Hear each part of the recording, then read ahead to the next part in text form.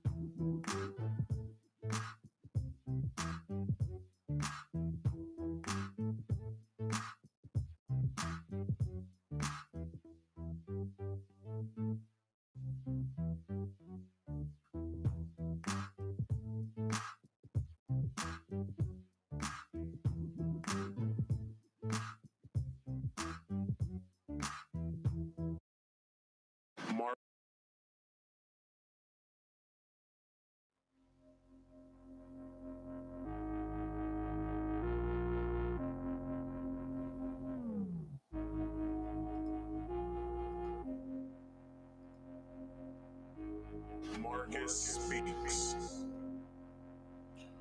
What is going on, everybody? Welcome to another episode of Marcus Speaks Live, the very podcast that gives you trending topics and other random stuff. I'm your host, Marcus. I am happy to be here tonight because I have a packed show tonight. Oh my gosh, the stuff I will be talking about tonight. My gosh, man. It should be against the law to talk about some of the things I'm talking about tonight. So, without further ado, I would like to get into a couple of promotions, and then we're going to get straight to the show. All right. So, everybody, welcome to Marcus Speaks Live, very podcast that would like for you to like this video, share this video, comment in the live section, and as well subscribe if you are new here. Hit that bell icon to all. Hit that bell icon to all so you can get all my notifications once I go live. And please do yourself a favor. Please write something in the live chat. Keep the conversation going because I will be paying attention to the chat and conversating back with you guys. And I might even post it on screen like this lower third is. So after you have subscribed to this here channel, go to the description box. Hit that Rumble link. Follow me on Rumble because I would love to start streaming over on Rumble because if things get a little spicy over here, man, you can keep watching me over on Rumble because Rumble is like old YouTube. If y'all guys remember what 2011, 12, 13, 2009, 2010, 2011, 2012. If you remember that time of YouTube is exactly just like that. So, please do me that favor. Follow me over there on Rumble because I would love, like I said, I would love to start streaming over there. So, hold on. My camera is a little bright when I see it. See it on the screen. Hold on. Please open my camera so I can adjust what I look like.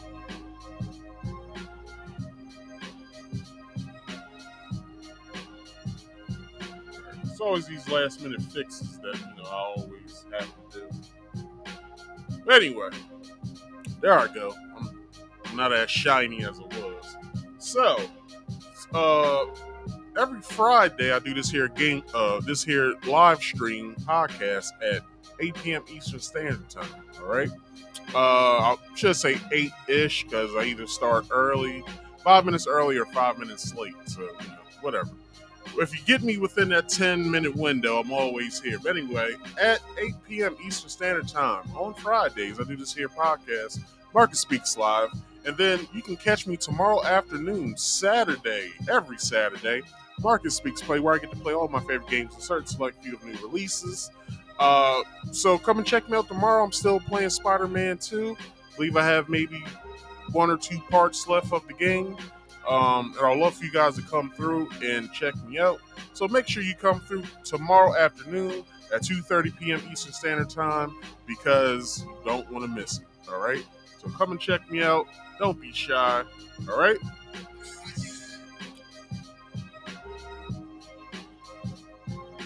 So, one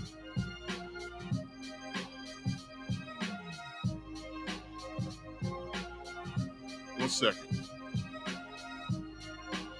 Also, if you would like to come up here and come talk to me, you can. You can either hit the link that is pinned in the live chat, or you can call in with the call-in number.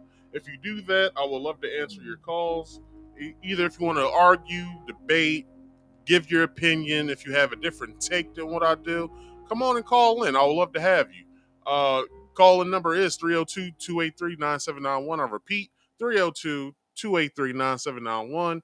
If you have to press 1 before the number, please do so. If you're calling out of the United States, I have no idea how you do that. So please know how you know how to do that so you can come and contact me so we can speak about this. But if you do that, rules always have to happen. All right. So rule number one, you must be on camera at all times. That means as soon as you hit that link, or as soon as you call that number, well, as soon as you hit the link, really, but as soon as you hit the link, because I believe the last rule recurs for the number. So if you hit the link, I need for you to go ahead, do what you got to do once you get to the screen where it asks you, do you allow your camera and do you allow your microphone to be used on this site? Press yes and then be quiet. All right. Either cut your mic or I'll cut your mic. All right. So please do yourself that favor. Or do me that favor, please, so I can further accommodate you. If you don't want to be on camera to the public, that is fine. All right, that is fine. I still need for you to be on camera here on the back screen. But if you don't want to be shown by the public, you just want like an avatar of a picture or whatever, that's fine with me as well. Give your take, argue, do what you have to do. Now, the last rule is for both the link and the phone number. Please, please, please mute all background noise. Go to a nice secluded spot in your house so you can speak to me, all right? If you come on camera or if you come back here to the backstage and it's loud and I can hear it and my audience can hear it because I do monitor my show, I'm just going to cut you, all right? You can come back, but I'm just going to cut you because you had disruptive noise, all right? So, lastly, the only thing that I have is please like this video, subscribe, hit that bell icon to all so you get all my notifications once I go live or when I post a video. Comment in the live chat and as well. Please, please, please share this to your social medias, friends and family, co-workers if you like them, and anyone else that you may know. All right? Please do me that favor. So, if you guys have ever watched my show, you know I like to play videos. It helps me further my point because I know you guys like watching videos, so that's the reason why I bring videos up. So with that being said, I'm trying to follow the Maryland or the U.S. federal fair use law as well as YouTube's terms and services and policies. So with that being said, instead of me telling you exactly what fair use is, I'll just let the screen tell you exactly what fair use is. Go ahead, take it away. Hello, everyone. I'm going to tell you about fair use. It's the law. Warning. Federal law allows citizens to reproduce, distribute, or exhibit portions of copyright motion pictures, videotapes, or video discs under certain circumstances without authorization of the copyright holder. This is called fair use and is allowed for purposes of criticism, news reporting, teaching, and parody, which doesn't infringe of copyright under 17 USC 107. All right, that's fair use, everybody. So, I will also like to say all articles and all videos are accredited in the live chat. All right? All articles, all articles, and all videos are accredited in the live chat. I do not own any of the videos that I will be showing tonight, and I didn't write any of the articles. So, with that being said, all articles have been changed from its original form to stop plagiarism. And all videos are credited in the description box as well as the articles. So it's just so I don't have to shout people out. That's pretty unprofessional. Be like, hey, shout out to so and so for this video. Nah, I don't do that. If you want praise, then go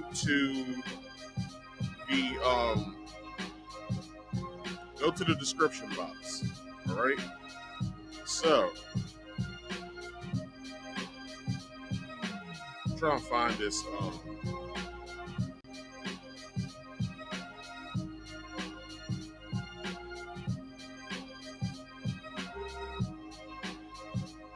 All right.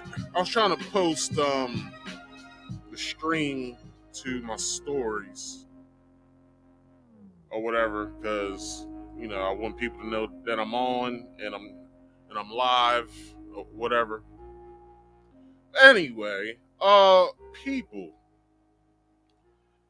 I like to do a little thing called short banter before I start my show. And with that being said, usually with the small banter is for me to help warm up, have people come into the show. So, you know, it's not really important the short banter, but it's just some filler until people get here because, once we get to the main topic, I'll be, looking, trying to do what I got to do, whatever, to help my stream look better. Looks great right now. So, with that being said, how about we get to small banter? So, I don't know if you guys seen this, all right? I don't know if you guys seen this, but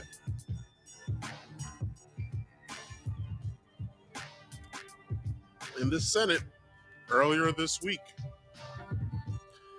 there was two gentlemen, Senator Mullin and the Teamsters President.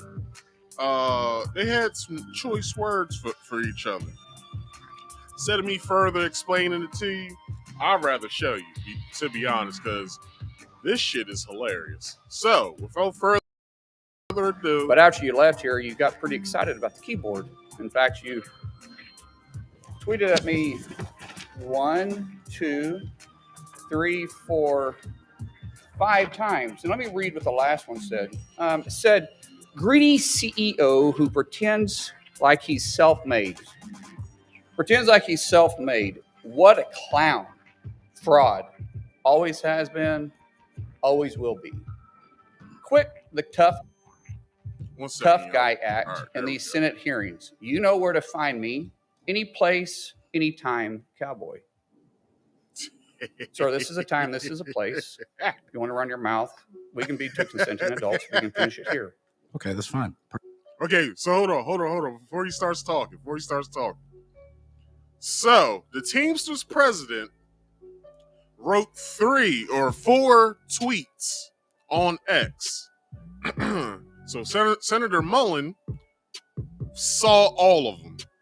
So, when he was scheduled to come to the Senate, Senator Mullin had all that ready for because in the last tweet he wrote, he said he will beat Senator Mullin's ass anytime, any place. You saw Senator Mullin tell him, well, this is a time and this is a place, right? Okay, so let's listen to what the Teamsters President had to say. Perfect. You want to do it now? I'd love to do it right now. Well, stand your butt up then. You stand your butt up. Oh, hold on. Big Oh, guy. stop it. Is that your solution every problem? No, sit down. Oh, you're a clown. Sit down. Okay. You're a United States Senator. Sit down. Active. Oh, okay. Okay, so that's Bernie Sanders trying to break the whole thing up. All right. So let's see the rest of it. Right. Hold on. Okay. Sit down, please. All right. Can I respond? Mr. Hold it. If Hold we on. can, This no, is I have what the he mic. said. I'm sorry. This is Hold what it. he said. You'll have your time. Okay. Can I respond? Oh, no, you can't. Okay. So hold on. Let me get to the part where he stands up. Right. I want y'all to see the first thing he goes for. Hold on. Gets up. Come on, get to the exact spot. Okay, that's good enough. You see him going for his wedding ring, right? Because he don't want to get he doesn't want to get his wedding ring bloody or have flesh sticking to it where he got to get it cleaned and everything. Okay, so here is the secret to Senator Mullin. Senator Mullin, I'm not sure. I'm pretty sure it's Oklahoma. Maybe he's a senator of. I'm not too sure. So Senator Mullin is an MMA fighter. Senator Mullin wanted to smoke for the simple fact that he saw Fat Boy talking shit on Twitter And not only is he an MMA fighter, he is undefeated. He's had 5 fights, and I believe he has a championship underneath his belt as well. So, Senator Mullin wanted all the smoke. So let's play the video over again in full context so you guys can further understand what's going on. But after you left here, you got pretty excited about the keyboard. In fact, you tweeted at me 1, 2, 3, 4, 5 times. And let me read what the last one said. It said, greedy CEO who pretends like he's self-made. Pretends like he's self-made. What a clown. Fraud. Always has been, always will.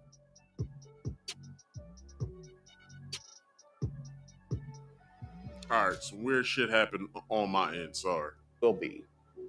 Quit the tough guy act in these Senate hearings. You know where to find me. Any place, anytime, cowboy. Sir, this is a time, this is a place. If you want to run your mouth, we can be 2 consenting adults. We can finish it here. Okay, that's fine. Perfect. So I want you to see wanna do it somebody now? real I'd fast. love to do Hold it on. right now. Well, stay in your... You see this guy right here? Hold on. Where my finger at? This guy right here? Look at his face. Look at his face. He didn't know none of this was going to happen. He is excited because he's thinking the same thing I was thinking when I saw that. He thought, yo, are they going to fight in here? Like, look, a couple of people have talked about this. And my take is just like theirs. Like, before I even saw their either their tweet or their podcast commentary, I said, maybe we should start handling our problems like that in not only the House of Representatives, but the Senate as well. Why don't we do that? Get into fisticuffs. Because with fights, everybody knows with fights, you know, when you're younger, when you get into fights, usually the person that you fight, one of 2 things usually happens. Either the person doesn't fuck with you no more, or y'all become friends. Due to probably Mr. O'Brien's nature of talking shit, he probably would have never talked to him again. Or whatever. Senator Mullin wouldn't have. But it wouldn't have been fair, but at the same time, it would have been fun to see. Like, why can't we do that in the Senate? Please, can we start doing that in the Senate? But anyway, I wanted to bring that to y'all's attention. Excuse me. Because I thought it was the most amazing video in the world. Like, I was like, why can't we just start doing that in the Senate? And also like how Canada conducts themselves in their parliament. So I hope we can take a few pointers from not only Canada but that situation right there, and maybe, just maybe, this world or this country would be a better place. But anyway, people, please like this video, subscribe if you're new here, comment in the live chat, and please share this to your social medias or friends and family, or friends and family, I should say. So we are going to get into the main topic of the night. So without further ado, the main topic of the week overview is Keke Palmer's baby daddy accused of DV. So, if you guys have been paying attention to this situation here, this shit is crazy. Like, they got their mamas getting into this shit. Like, you know, they got people's brothers getting into this shit. Like, this story is just everywhere. So, before I start any of this, I do want to say this. If you or someone you know are experiencing DV, please call.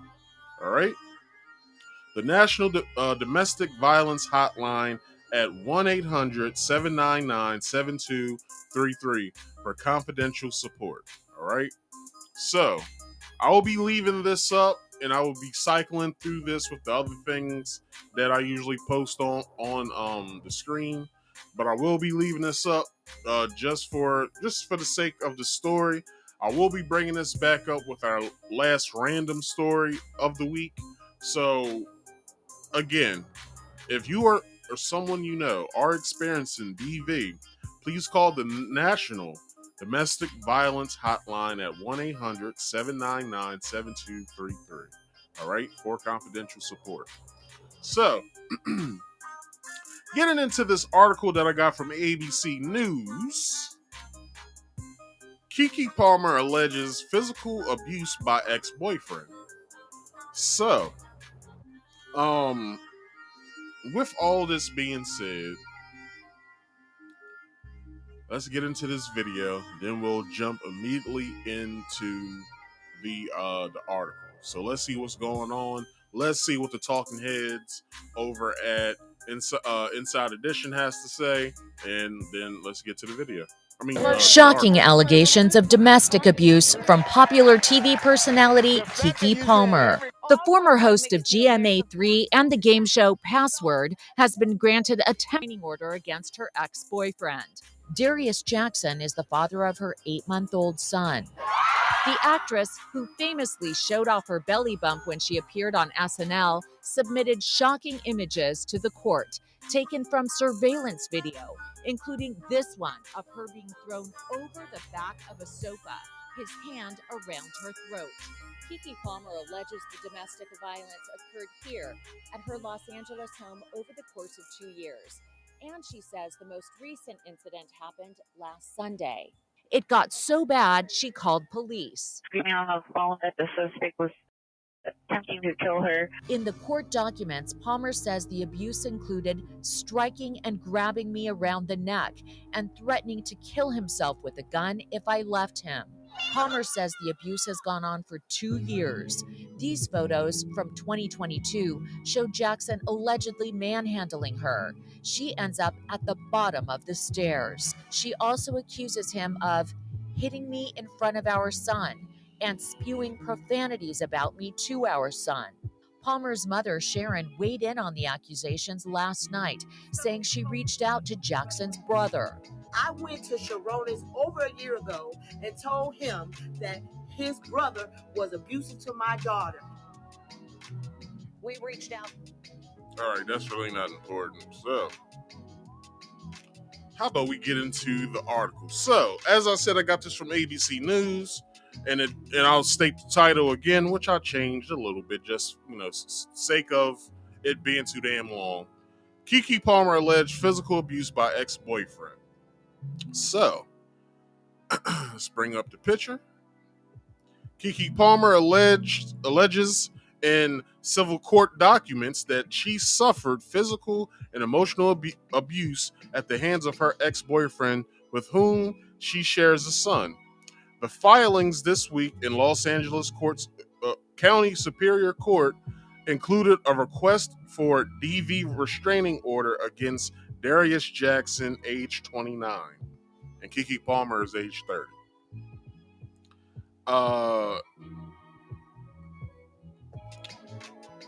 Judge Wendy L. Wilcox on Thursday issued a temporary order pending December 5th hearing.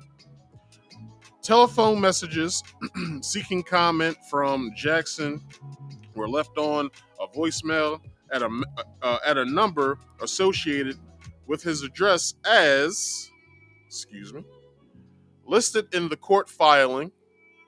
The documents did not list any attorney who might comment on his behalf. Incidents of violence, both recent and in the past, were described in a legal declaration under the actor's real name, Lauren Palmer, is Lauren Keke Palmer. She said she dated Jackson from June 2021 until the relationship ended this past October because of physical and emotional abuse. On Sunday, November the 5th, Darius trespassed into my home, physically attacked me, knocked me over my couch, and pinned me down, and stole my phone after I threatened to call the police. This was all caught on home surveillance video. The declaration said, among their incidents, she wrote, Jackson became irrationally angry at a party in February 2022 when she showed him a picture of herself in a bikini demonstrating workout results. At home, the declaration stated she was slammed onto the floor and slapped. And the next morning, she was grabbed by the neck and body slammed onto a stairwell. So let's stop there. Okay. So that's a lot to take in. A whole lot to take in. Because dealing with this type of let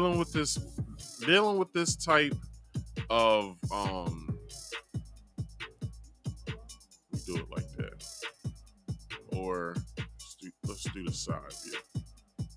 Dealing with this type of domestic abuse, it's not funny, number one, and a lot of people online have been voicing their opinions when it comes to what's going on with this whole domestic violence incident. And I will say, due to my own personal experience with domestic violence, none of this is funny. During my experience, I was from the ages of 25 to 26, so within a year's time, and I didn't like who I was. I didn't like the person that I had become. I still don't like that person at all. Even, I'm lightly dragging my feet over this for the simple fact that it puts me in a real, uncomfortable space. So I really don't like speaking about it all that much. But with my situation, it's not too different from this. Although I wasn't slamming anybody or whatever. But you guys can just watch my domestic violence video that I did a while back. I believe in 2020, 2021, I might have done it. But I will say that this situation looks no different from the situation or anybody's domestic abuse situation, honestly, because as you can see here in these two photos, you can see him hovering over top of Keke in these pictures here. So you have him here or whatever, and then you have him, let me move this over. Then you have him here either after slapping her or he was about to slap her. Which doesn't make any sense if the story goes that you are on your way to come and pick up your son. Now, this is where I have split emotions about. Here's why. Because this is how the story goes. Keke Palmer or Darius Jackson was going to come and pick up his son so he can go and spend some time and watch football with him.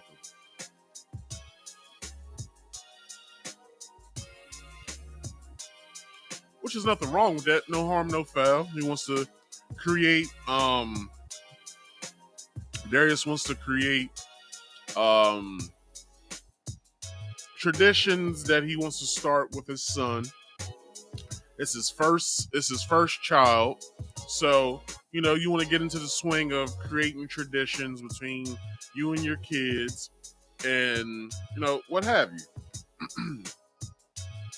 So when he gets there, he's on his phone. I believe he's either texting Keke or he's talking to her on the phone. He knocks on the door. From what she says in the documents, that he trespassed and I guess barged in. My whole thing is, this is where the story gets a little weird. Either he trespassed or you knew he was coming. Not blaming her for any of this. I'm just saying. I'm just trying to paint a picture here. Okay, so now, secondly, the story goes that then Darius asks where the baby is. Keke then tells him he's not here. So Darius then, you know, replies, well, you knew I was coming, and you knew I was coming after my son. Why isn't he here? Okay, so this is where the story also gets weird as well. The story goes from the court document, that he started to attack Keke. He starts to slam her.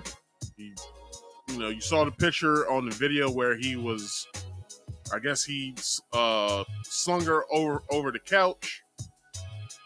And now, you know, he has a restraining order on him and whatever. So, not saying any of this isn't true, because we have the video, we have the screenshots of the surveillance footage, but we don't have the surveillance footage to actually see exactly what happened. So, knowing the traditional news media, which is very far left, they're painting Darius in a bad light.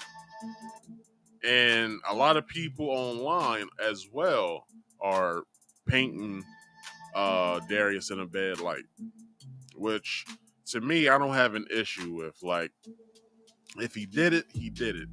I'm not making any excuses for it. Like, he done what he did. He should pay the piper for it. So, with that being said, there's also a trend here. Now you might be asking me, Marcus, what the hell are you talking about? What's the trend? Well, from when they started dating, and from June 2021 until now, when which a month ago they broke up, she has experienced domestic physical abuse and emotional and verbal abuse. Okay. This isn't uncommon for a person that's inflicting the harm. All right. I was this person. I inflicted emotional, verbal, and physical harm. Because here's the reasons that what a domestic abuser does. A domestic abuser basically wants to be in control. Why does he want to be in control? Or why does she want to be in control? Because maybe growing up, you might have never had a say-so in something, or maybe growing up you weren't in too much control of your life, so now you're grown, you get to experience life the way you want to experience it, And anybody who gets in your way, either loved one or not, has to face some sort of harm in some sort of way, because you're doing harm to me by not actually listening and following my direction. I take a lot of I take that to heart, and I take that as disrespect, so I have to do something about it. That's basically how a domestic abuser thinks. So I might be jumping ahead a little bit, but I will say this as well. That was also stated in some of these articles that I have for you today. It says in one of the articles that I have I'm going to present to you guys today, that he will love bomb on her. So, what's a love bomb? Let's look this up in the Urban Dictionary. So, Urban Dictionary. Let's see if we can search love bomb.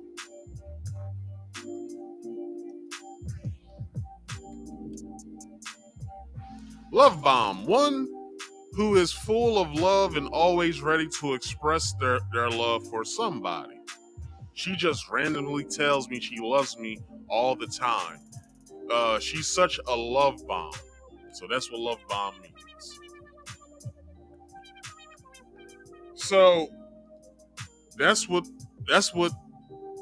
domestic abusers do, because it's guilt that they're dealing with. It's not that they give a fuck about telling somebody that they love them. Is that you feel guilty for what you did. So once a couple days or so passed or whatever, you try to get, lovey-dovey with the person, because basically it's a void. This is what it is. It's a void. You fill a void of someone that you're with, but what the void of what you feel as though is, I don't think that this person really loves me all that much. And at the same time, this person doesn't understand what I'm trying to do here. I'm trying to bring them into my way of thinking and my way of understanding stuff, and I want them to be all hands on deck, because because a domestic abuser has some sort of thought process in their mind to where this person needs to do what I say or they have hell to pay, right? So they also fill a void of someone not loving you, but you're in a relationship at the same time. You're in a relationship with somebody that tells you that they love you, they show you that they love you, but you still feel a void of which you feel something not being fulfilled. So you feel guilty after the abuse happens, and then you love bomb on the person. Oh, I love you so much. You're so kind to me. You love me so much. I love you so much. This shit gets old after a while. The person who you're abusing winds up listening to this so many times that they shut off from you telling them that. To the point to where you might get a response after you say, I love you. You might get a response, or you will get a response of what I should say. You will get a response of them saying, so why do you put your hands on me all the time? That's what you'll hear. If you love me, you wouldn't be on me. That's what you're going to hear. Because that person of which you are with has gotten to the point that your words don't mean anything anymore.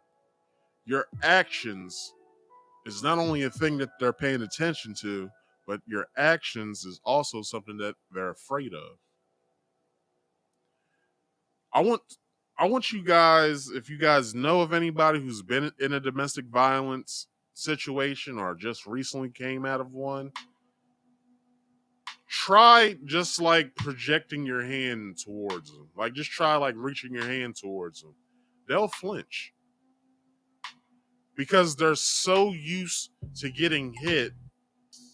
Just the thought of seeing or just the sight of seeing somebody's hand come towards them makes them block or whatever, makes them flinch or they get scared or whatever. How do I know this? Well,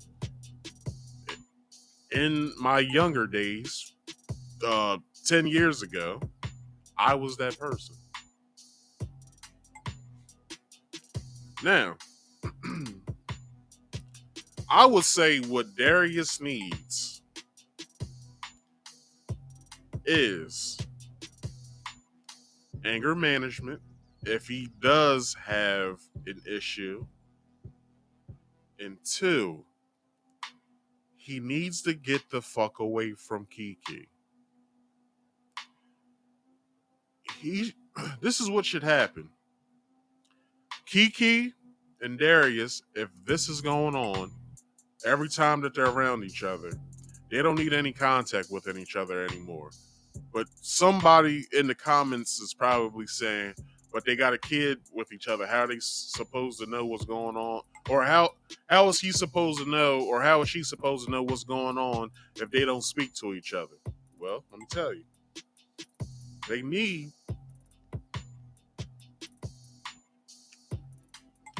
a third party. Either a single third party or a third party that each of them chooses to converse back and forth with each other. So Darius should be sending a message to a third party. That third party should be sending that message to Keke. Or Darius's third party gets in contact with Keke's third party, so Keke's third party can get in contact with Keke. So even if it's just a cut and paste of a text or whatever, Darius writes to the third party then copy and pastes that message, puts something before it. Darius just texts me this, here you go, and then sends it off to Keke.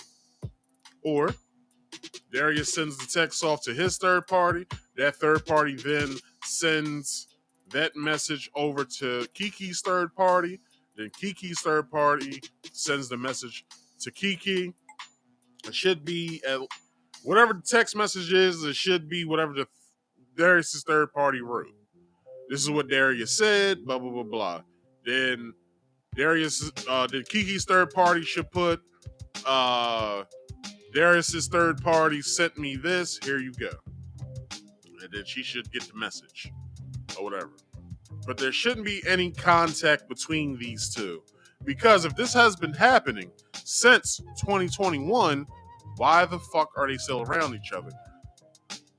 All do we know, or all do we remember, I should say, back in September, mid to late September, we saw a video of them two at a restaurant in LA celebrating Keke's birthday. We all do remember this, right? This was all after the whole Usher thing or whatever. After Darius got dragged all over social media about what he said on Twitter about Keke's outfit when she went to the Usher concert in Las Vegas. They ate his ass up, I should say. They ate his punk ass up. But this is very disturbing, yo. Like, Keke is basically, I would say, our generation's,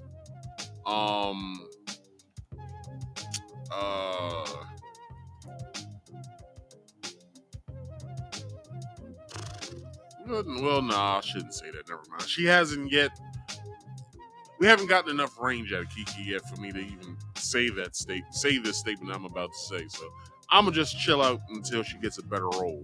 But anyway, let me write something down real fast, and then we'll get back to the article.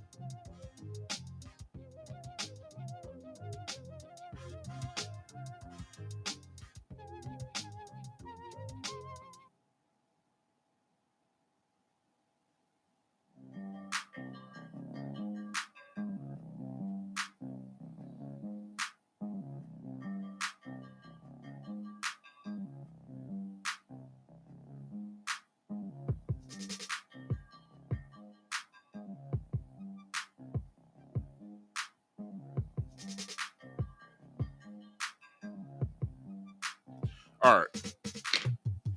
So let's get back into the article. Let me take this picture down real fast.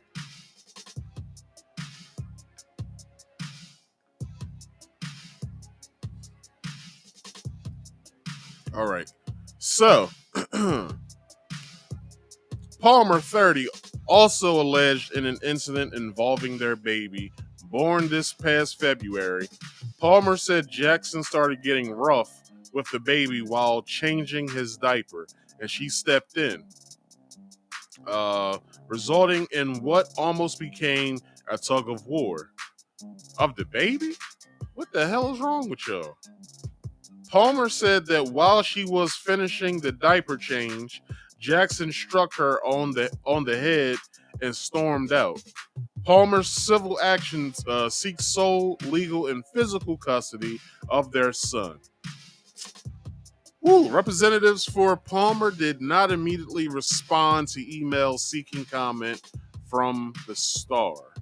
Palmer, who started acting at age 9, had her first big break with Akeelah and the Big. In addition, that's not her. Well, yeah, that's not her. I guess that would be her big break as like notoriety. But Keke was in like various shows before Akeelah and the Big, so whatever, In addition to her film and television work, she starred on Broadway, released music, hosted talk shows, and wrote a book. So, people, I didn't want to bring this up, but I'm just going to bring it up. You know those girls, or them females, I should say,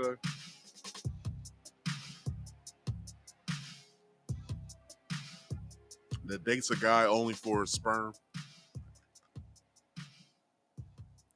Y'all might be looking at me funny right now, like, what the fuck is he talking about?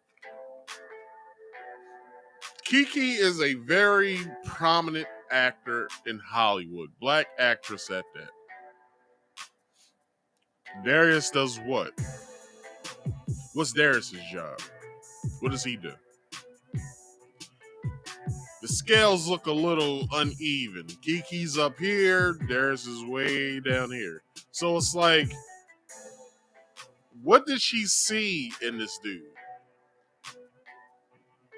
Like, okay, some people say, nah, Keke's down to earth. Keke is a cool chick. She, blah, blah, blah, blah, blah, blah, right? Okay, cool. All well and fine.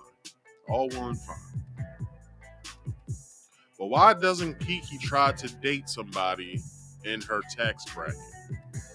Or can she find somebody in her tax bracket? Does she want somebody that's in the business?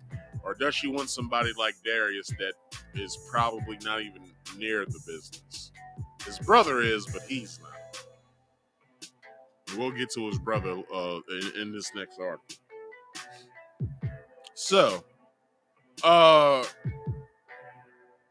want to know, and this might be unpopular to what everybody else is saying, but I wonder if Keke is using this baby now as a ploy to get Darius out of the picture.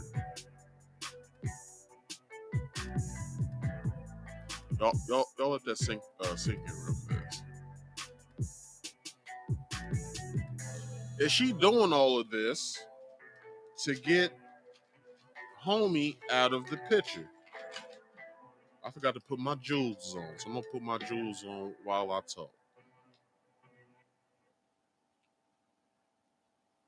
Did she get with this guy to have a baby because she was reaching the age of 30? She's not married. We don't know her implications of getting married. So, does she want to be married or not? Was Darius somebody that she saw herself being with for the rest of her life?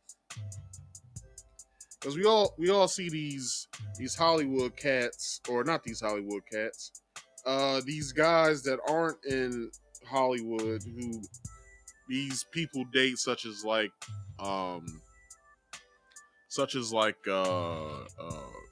J-Lo. Like J-Lo's had a couple guys that she has dated that was, nowhere near Hollywood.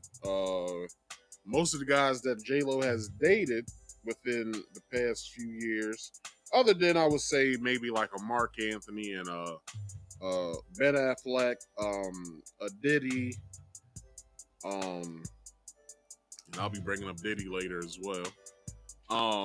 Or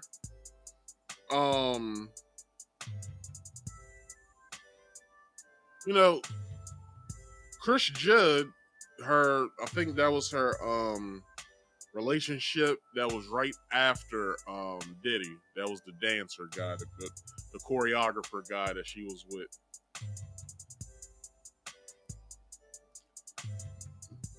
They look very mixed match. Like very mixed match. As does Keke and Darius. They look very mixed match together. Let me bring up that first picture.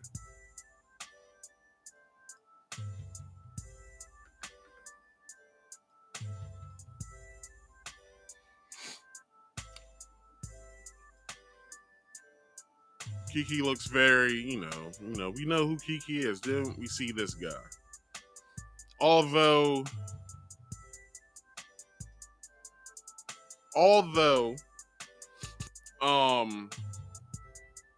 his brother was on a very popular TV show that Issa Rae wrote, produced, and I believe she directed as well. By the name of Insecure. He was on Insecure. I don't know if he was a reoccurring character, main character. I don't know. I never watched Insecure, so I have no clue what was his involvement in that show. But maybe, Darius had access to these Hollywood parties by way of his brother. So maybe that's how he met Keke. But back on the topic of where I was at. Is Keke using the baby as a ploy to get Darius out the picture? Is Keke one of those mothers that after the baby got here, she just said, I don't really like this person like that. Like, I don't really see anything in him. So I'm just going to go about my way with my baby, and I'm going to live happily ever after with my baby. Is that how Keke's looking at this? Or is she looking at it on the opposite end? Did she really see herself with Darius for the rest of their lives? Did Keke want to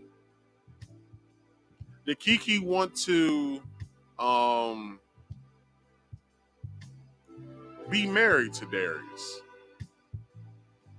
Like, did she see herself with Darius until one of them died? We don't know. Because all we have is a couple court documents that they are involved in. I don't know if she's trying to go for child support, because she doesn't need it. If you ask me, she doesn't need the child support. Like, if she's going for child support, then that's just sticking the knife in a little deeper than what it should be. Like, what does this guy do for a living? I heard he's a streamer. I don't know where he streams at. Maybe it's Twitch or something like that. Who knows? But by the way, yeah, Twitch is paying what, like $50,000 or something an hour to stream if you're a part of the program, their affiliate program or whatever. I might have to start streaming to Twitch. I might have to start streaming to Twitch. Kick as well. Kick is paying, I think their creators like $16 an hour to stream, which would do me no good on a Friday, but on a Saturday, I can get in like a 6-hour stream easily. It's just me playing a video game, so I could get that. I could bang that 6 hours out quick fast. But anyway, let's get into this next article. So, Darius Jackson, Keke Palmer's ex, denies abuse allegations or claims. So, let's get into this next video, which is not long, because which I should have done is waited to present this.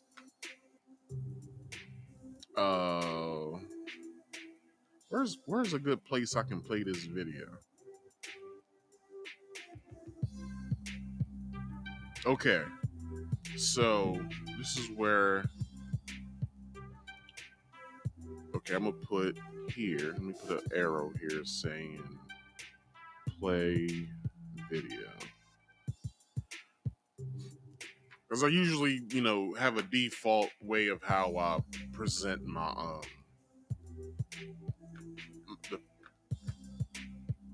how I set my show up. I usually have like a default way until I read all the articles and see where I have to put the video. So anyway, I'm telling you all the secret sauce.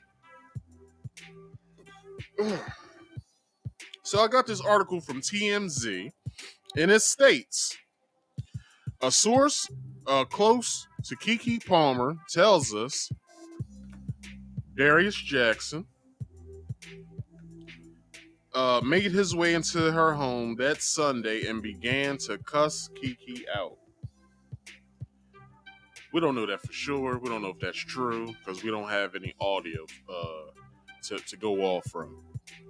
As she was on the phone with Sharon, which is her mother, Sharon Palmer, we're told Sharon made the threat about the bullet because she feared for her daughter's safety and couldn't be in person to protect Keke. So this is exactly what they're talking about right here. Let me take this down. Let me bring up the video, and here we go. Where's my baby? You better watch out. You might get a bullet in your motherfucking head. And we also have All right. So that was her threat. That was Keke's mother threatening Darius. She told Darius that she would put a bullet in his head. Now, was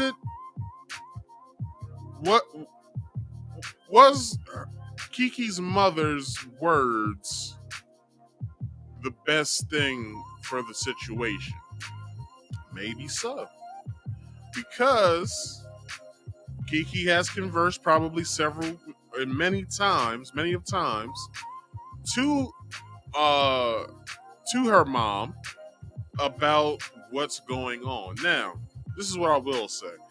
If Keke is as close to her mom as we see, I'll bring this picture up real quick of Keke's mother and her.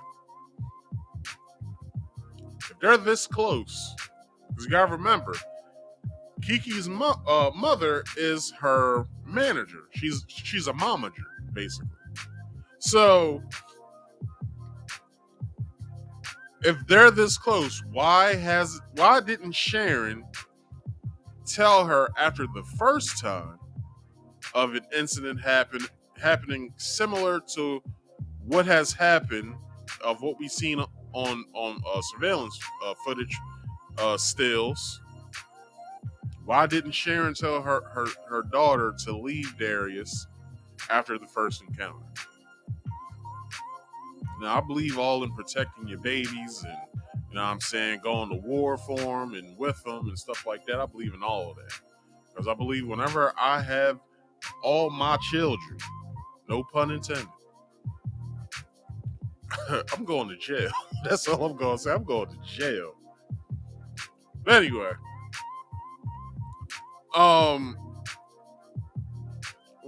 what I can say to this, like really, what I can really say to this is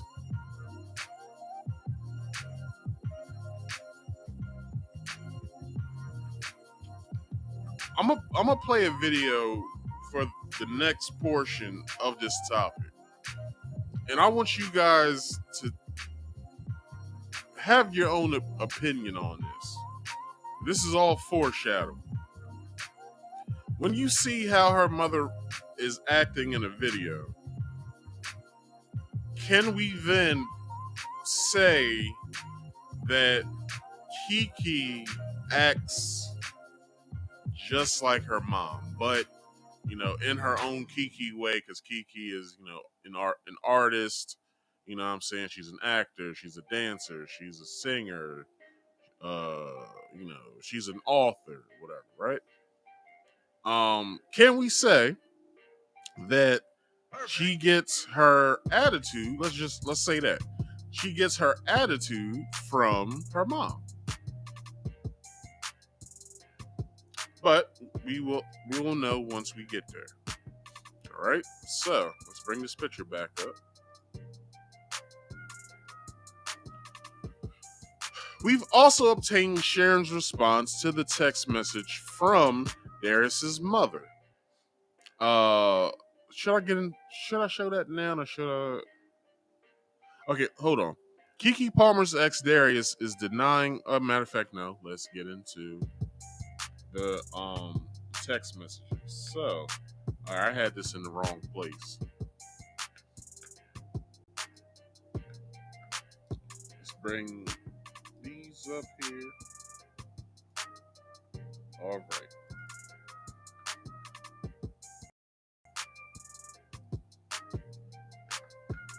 All right, here's the text messages. Let's bring this all the way live for y'all. Okay, so I'm not too sure because this is Darius's mom's phone here. And then the next picture I believe is Keke's mom's phone. So I'm not too sure what the hell all this means. Like the thank you, same to you, well, blah blah blah. But anyway, here's the meat and potatoes. Hello, Sharon. How are you? I have tried to not get involved in my son's personal business, but I heard that you are going to put a bullet in my son's head. Question mark, question mark, question mark. Well then, now we have to involve the authorities because you don't respect or value yourself, and I can see my son's life. I have no idea what the hell she meant right there.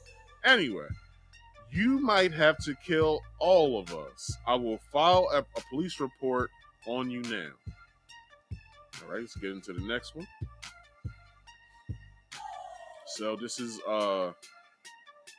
Keke's mother's phone. This is Sharon's phone.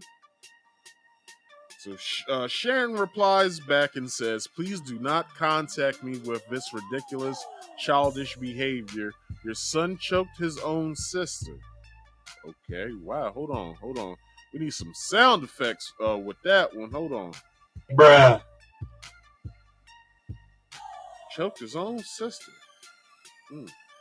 Deal with his anger issues. If he attacks my daughter in her own, I guess she meant own home, where she pays the bills, he is trespassing and anything can happen.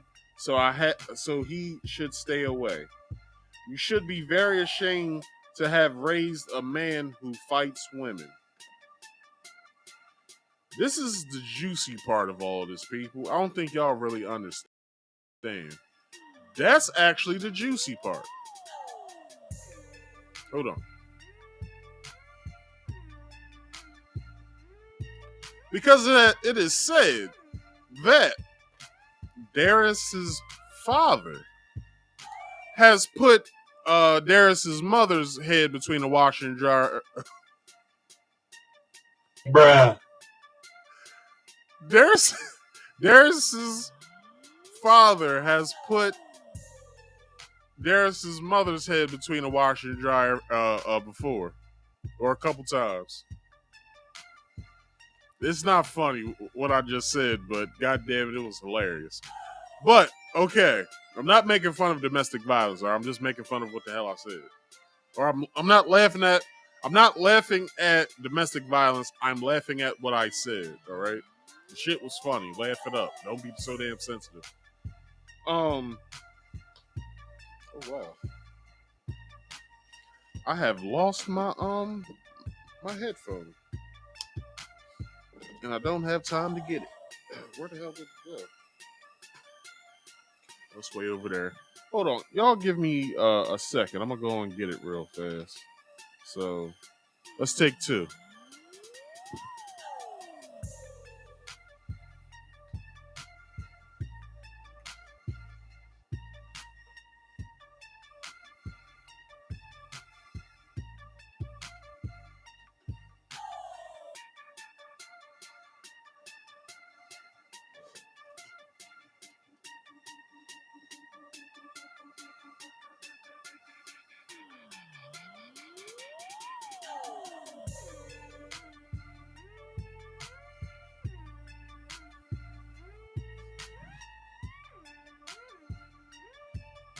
All right.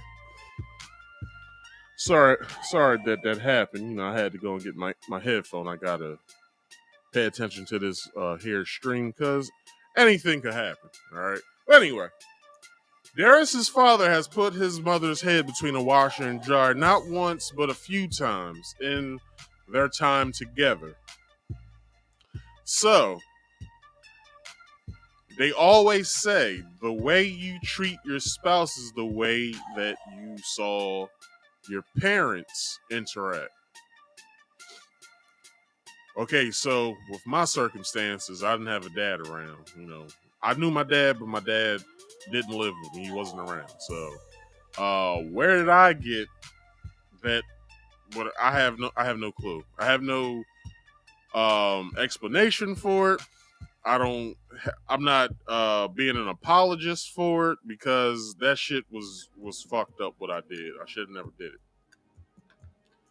Anyway. So Darius's dad has done these acts in his time with Darius's mother. As well as, let's bring up Darius's brothers. So this is Darius's brother. He was on Insecure.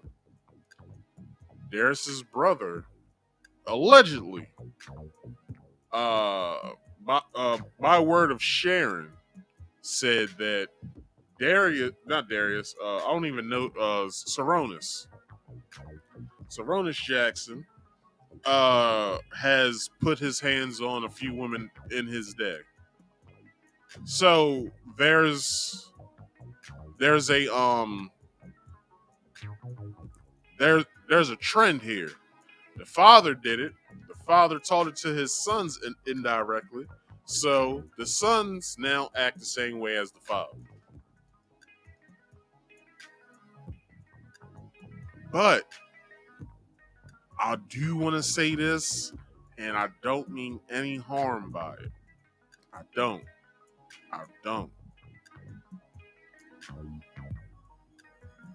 Whew. This is hard to say. Did Keke provoke any of them?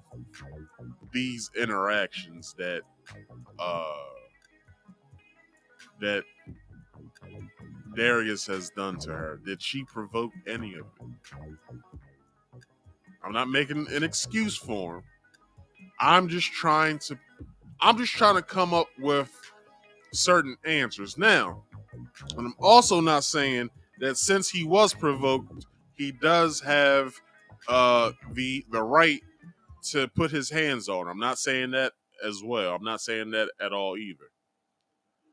I'm only asking the question, was he provoked? And with that, if he has a short temper, a bad temper like I had, then anything can set him off.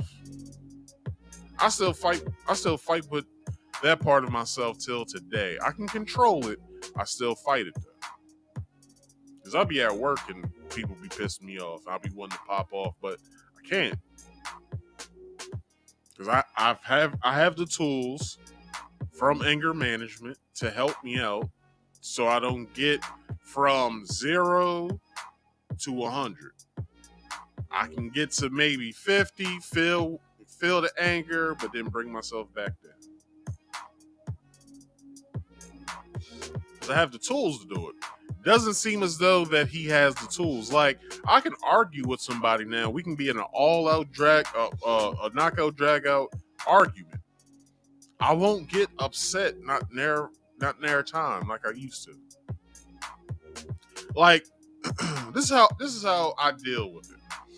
I'm about to share my secret. This is how I deal with being angry at somebody. And it's one person that I know that does this as well. Dame Dash. Whatever, all right? So I remember watching Backstage, the documentary Backstage. It was, the Hard Knock Life Tour documentary.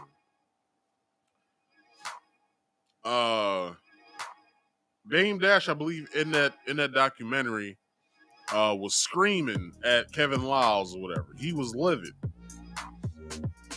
So in an interview that he did, like few years back, it was brought up, like, someone asked him, like, yeah, you was bugging, like, you was screaming at Kevin Lyles and blah blah blah, like.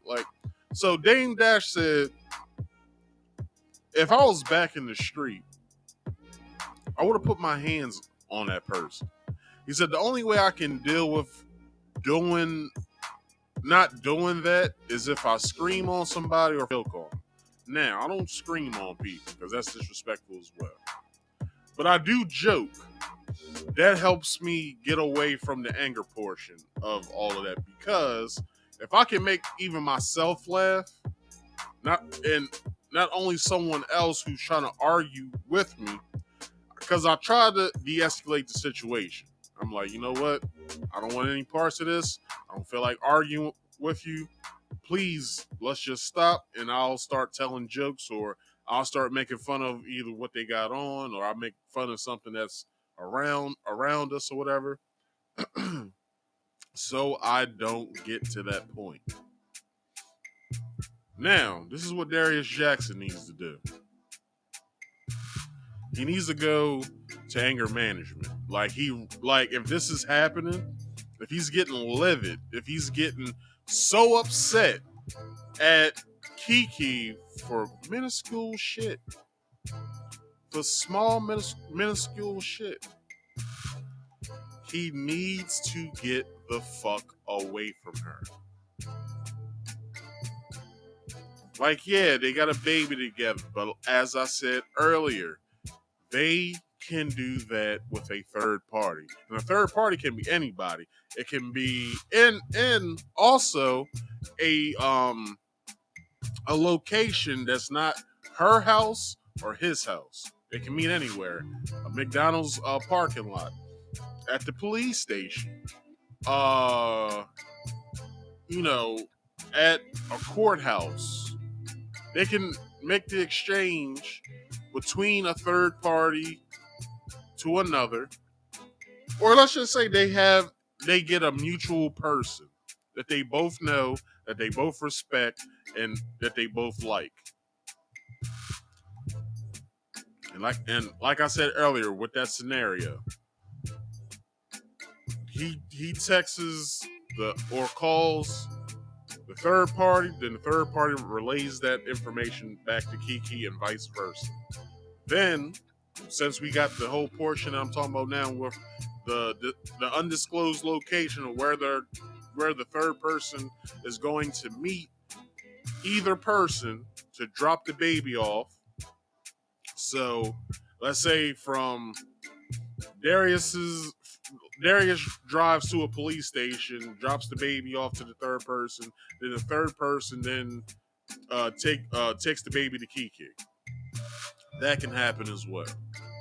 They don't need to converse with each other, and not only that, he got papers on him now. It's a paper trail of more shit happening with this whole thing. Like they restraining order. What else? There's some other shit that they got that Keke has on them that got papers on them where they've been in court. I don't know if she's going for child support. I believe that was rumored to what she was doing. I'm not too sure. So like, where is it that, or not where is it? How's that this keeps happening even when they're not even together anymore? Like, how does this happen? How does he physically attack you in your home at that? And I understand him being livid because the baby's not there. That's the whole reason why he's over there. But hey, dude, you can't wait outside? Like what are you doing? Like, why are you going in her house? You don't live there anymore. I believe they live with each other. You don't live there, so why are you going in her house to get the baby? It should be a smooth pass off. You knock on the door. Hey, where's Lee? I believe the baby's name is Leo. Knock on the door. Hey, where's Leo? Hold on, I'm getting them ready. Wait here. She goes and gets the baby ready, puts the baby in the car seat, hands the baby off to Darius, and then he gets in his car, drives off. It's that simple.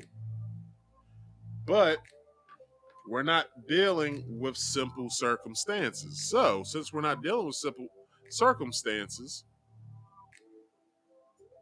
we run into this issue.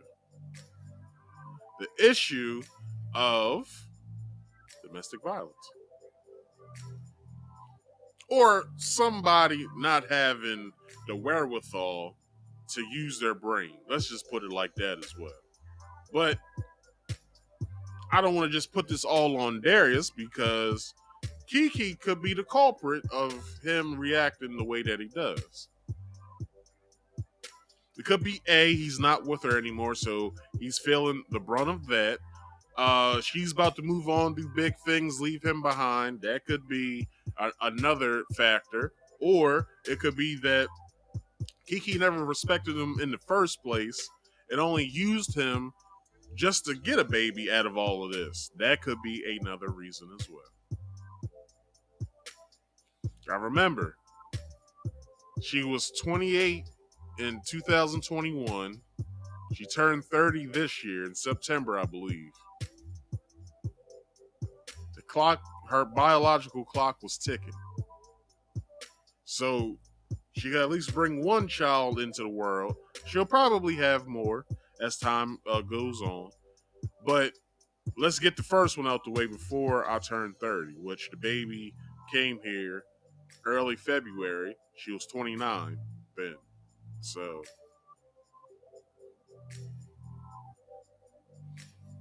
just a thought. Okay, I don't even remember where the hell I stopped off at. Oh, okay, I see. We've also, or they, I think this is TMZ. We've also obtained Sharon's response to the text message from Darius's mother. All right, I've said that already. Keke Palmer's ex, Darius Jackson, is denying her bombshell abuse allegations and is levying his own claims against her mother, who he insists hold on, whom he insists threatened to put a bullet in his head. Sources close to Darius tell TMZ the latest issue between the couple stems from an argument over the custody of their infant son, Leo. Per our sources, Darius has texted Keke about going to pick up his son to watch football last Sunday, but when he arrived at Keke's place, Leo wasn't there. From there, an argument between Darius and Keke ensued. And at some point, Keke got her mom, Sharon, on the phone and put her on speaker, and we're told Sharon was screaming, cussing Darius out. Okay, well, there's an issue. Because as we know now, the other reason why they're in court is because of a custody battle. So they're I believe Darius is trying to get full custody, and Keke wants full custody, of which the judge granted her temporarily full custody at this point until, I guess, their domestic violence case is done.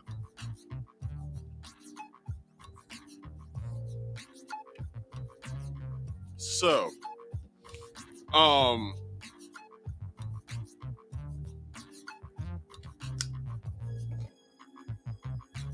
with that being said, so I'm pretty sure he called. If he didn't call Keke, then that's also an issue.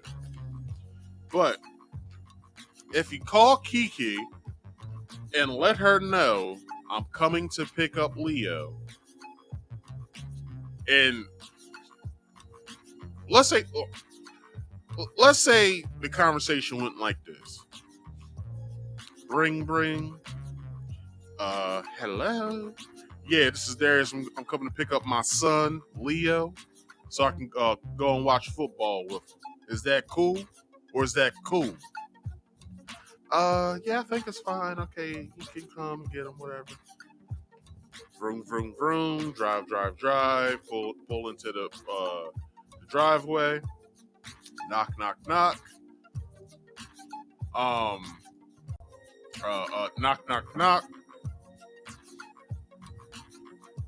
Yeah. Who is it? It's your baby daddy, motherfucker. Oh, what you want? I just called you to let you know that I'm coming to get Leo. Well, he ain't here. Well, where is he? You said he was here just a little bit ago. I know what I said, but he ain't here. All right, bitch. I'm about to Bruh. you up. That's not funny. All right, that's not funny. I only laughed at that because I was getting flashbacks. But anyway, whatever.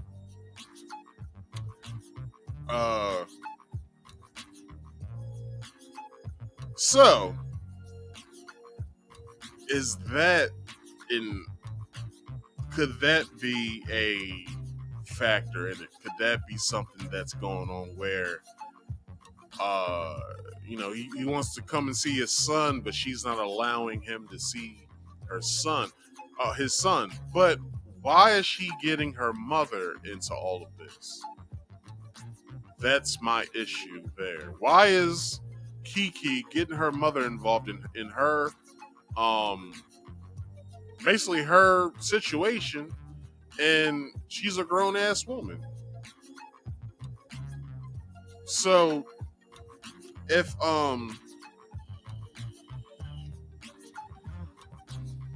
her mother is getting involved in this, I don't see that as fair, because Keke's mom is going to take Keke's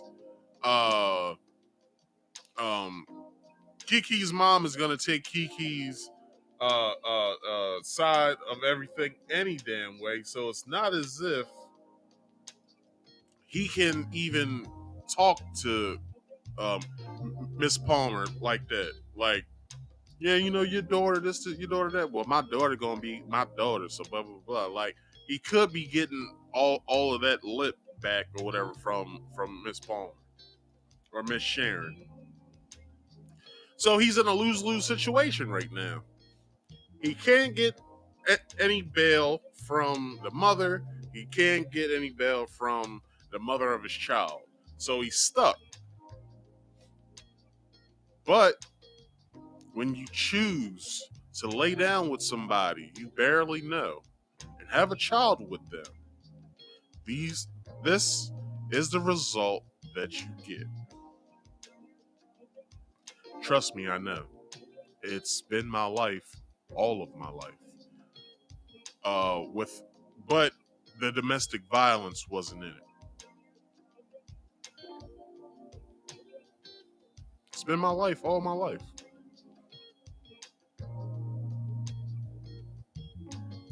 So, when you barely know somebody, they only knew each other a year and a half before Keke got pregnant. Or let's just say a year. A year's time passed. And then Keke got pregnant. Now, did Darius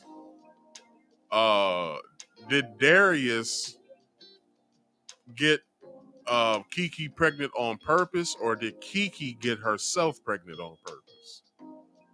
That's a question nobody's asking in these YouTube streets, or on Twitter, or on Instagram, or on Facebook. If for everybody that's talking about this, nobody's bringing that up. Who trapped who? This is just a game of trap, or a game of trap. Who trapped who, and why?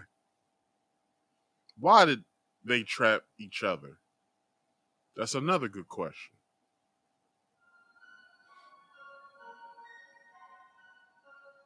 We will only know once the court proceedings are on the way. Because we got the custody battle, then we also got this domestic abuse case going on. And with the domestic abuse case, they have to go through the whole relationship.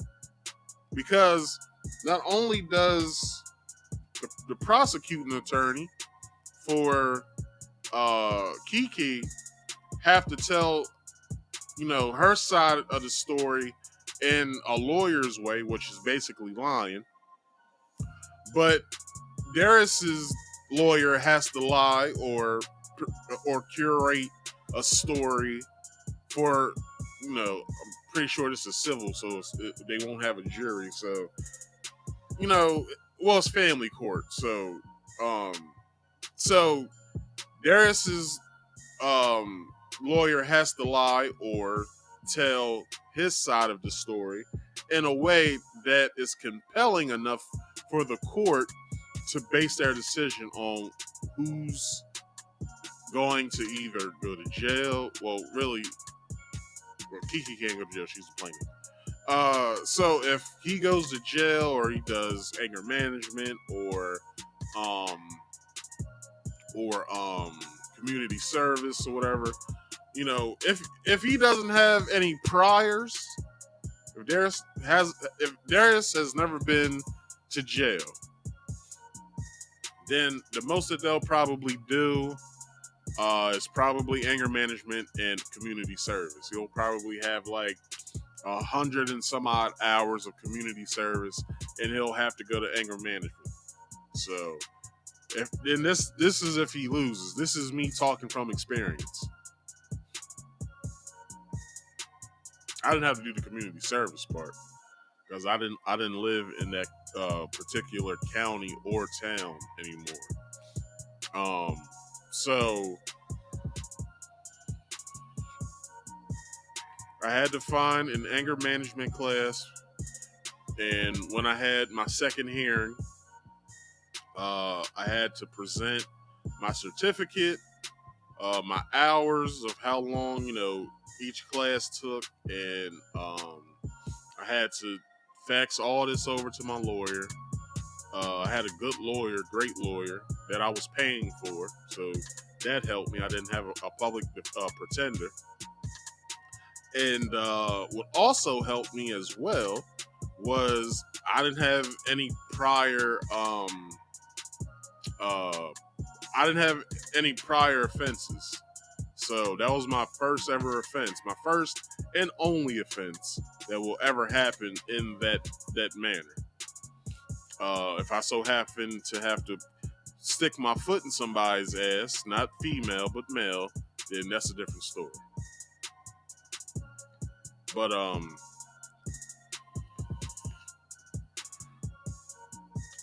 let's move on. But I do want to say this. I've seen this like not only on television but in person, where somebody has to fight their ex just to see their kids. Like, that's disgusting. Like, you don't want the father of your child to see their child? Like, why not? It's his father. Oh, well, he was late on the child support this month, or he don't pay me enough to be able to see the child. But y'all don't have any custody, any court-related custody agreements at all. There's no, you have 100% custody. Y'all have 50-50 because y'all are both responsible for this child. So until you have 100% custody, it's not wrong for him to come and see his child. And I've seen this in person. So, and also, let me share this story real fast before we get to the article. So, when I was in anger management, this guy that me and him took to each other or whatever. I wouldn't say that we were friends in the class. We was acquaintances. We would talk about football, sports and shit like that. And his situation was, well, let me explain the situation.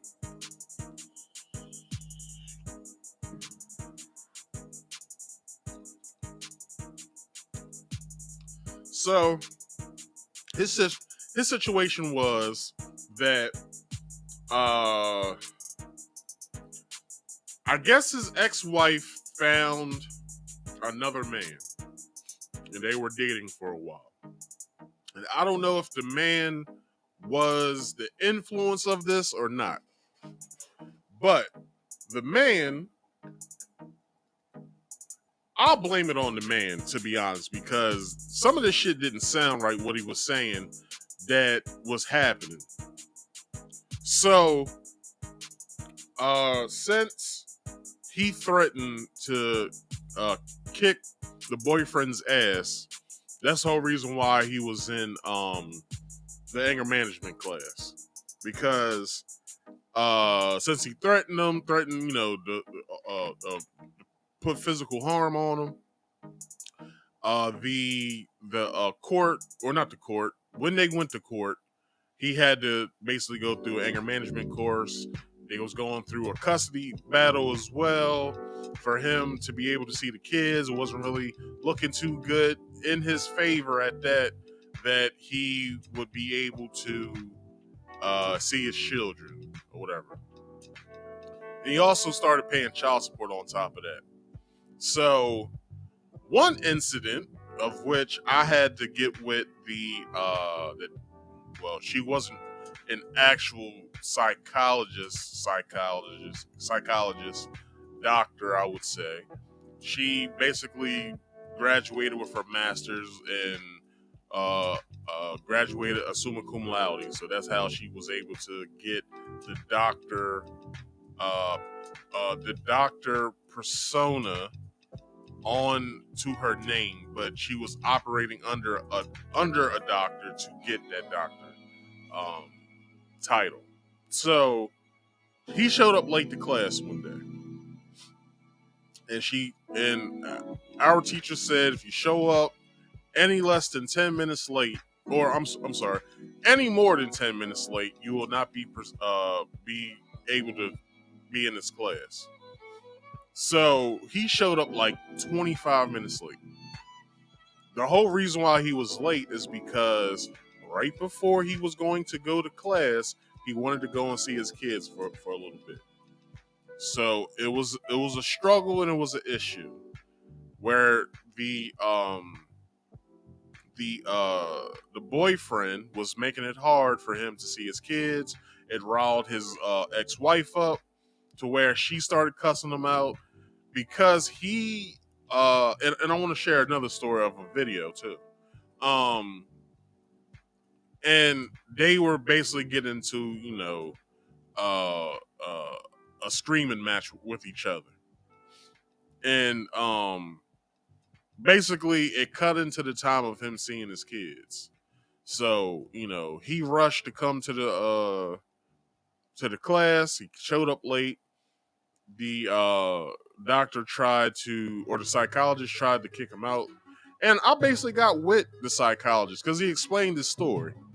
And I said, hold on. Yes, the man is late, but he's telling you the exact reason why. Because he tried to go and see his kids, his ex-wife wouldn't allow it, and you're trying to kick him out for what reason? Like, the man obviously is sitting here telling the truth. We sat here and told each other why we were here. First day of class, we had to say exactly what we was there for and what we wanted to get out of the class.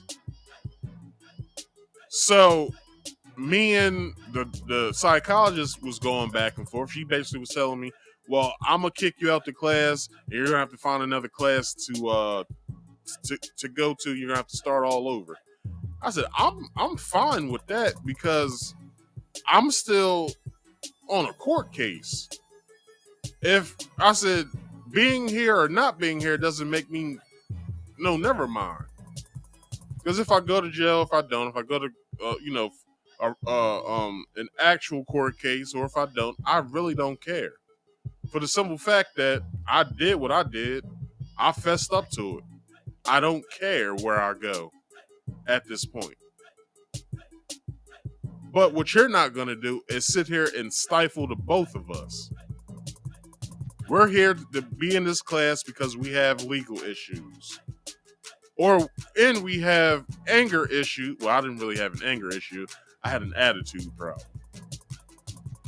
So, with that being said, it's like, why are you sitting here trying to stifle us?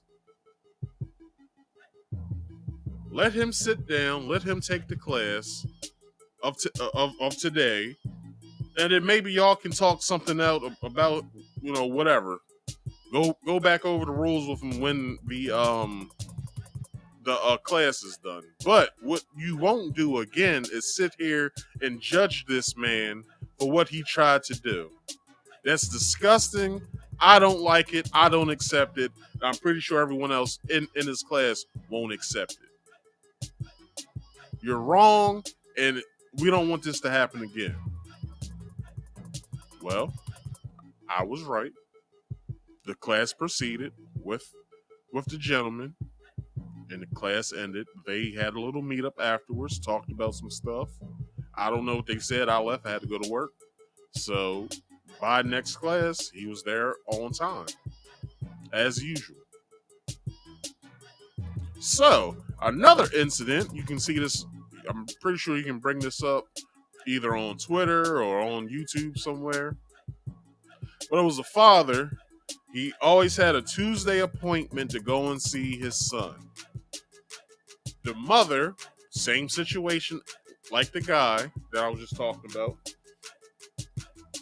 what was basically curating the hatred between the ex-wife and the ex-husband. He was basically causing the tension. So I'm guessing the ex-wife met the guy. They married. She moved in with him. and the ex-husband got to keep the house or whatever. So, a screaming match, an argument ensued in the video to the point to where the boyfriend told the man, well, you're on my property and you're trespassing and I'll shoot you. I'll shoot you dead. The boyfriend goes into the house, grabs his AR-15, and then once, I think they tussled for a couple seconds, and then the boyfriend shot the ex-husband, I believe, like 2 or 3 times. Husband dies on the spot in front of the daughter, I believe, which is his daughter, and his son. A life was taken because the ex-wife was being such a bitch, just like that man who I just spoke about prior, because was acting like a bitch as well because of the new boyfriend causing issues between both of them. That's another factor Darius has to look at as well, because if Keke starts to date again, and it's plastered all over the news. You can see this shit all over Facebook, YouTube, Twitter, Instagram. This shit is everywhere. So once Keke starts dating again and she starts dating the guy already knows the situation between the two because it's been presented to the public on a slant, but it's been presented to the public. Court documents have been released, so I'm pretty sure her next boyfriend would know all about this shit. So once Darius tries to come and see his son, the same fucking shit might happen as well. He'll influence Keke. Keke will have some sort of idea that Darius is a bad guy, which, I'm pretty sure it won't change with what's been happening to her, allegedly. I have no idea if the shit is true or not. I'm just presenting what is being said on the news. So, if that happens, Darius could very be in a situation where, one, he's having the cops called on him because of the influence of the boyfriend, and he wants to see Darius go down because he wants to be the prominent father figure of Leo, or a verbal argument. Well, that's the only arguments that I know of. A verbal battle could happen one day. Let's say that the boyfriend of Keke has a gun in the house. He shoots Darius. Darius dies on the spot. What's Leo to do now? Leo doesn't have a dad anymore. Some people say, yes, he does. He has the boyfriend now. No, he doesn't have a father anymore. So what is Leo to do now?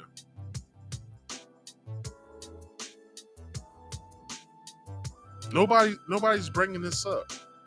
Everybody wants to argue gender war. This is a gender war. All this stuff that's happening, it's a gender war. No, it's not a gender war. It's not at all. It's some people don't know how to keep their business fucking quiet. That's what this is. This shit's all over the news.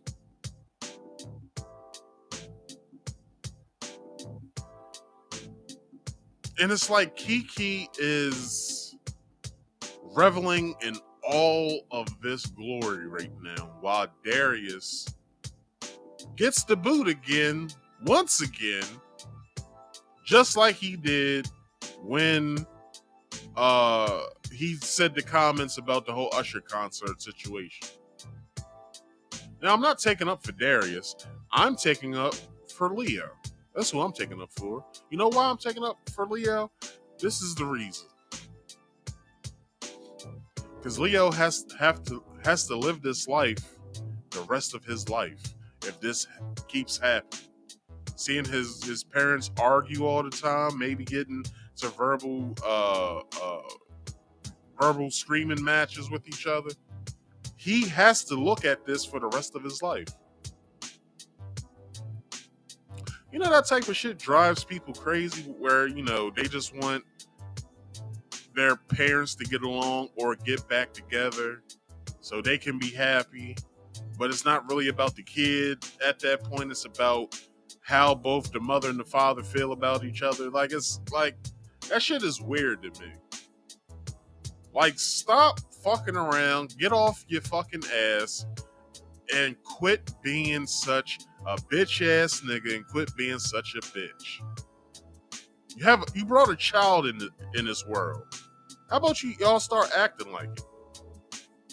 None of this, I'm gonna say this again, none of this is being said on social media. This is the only place where you'll get these takes. It's from a nigga like me. Hello. Bruh. This is the way. All right, let's continue. Where was I?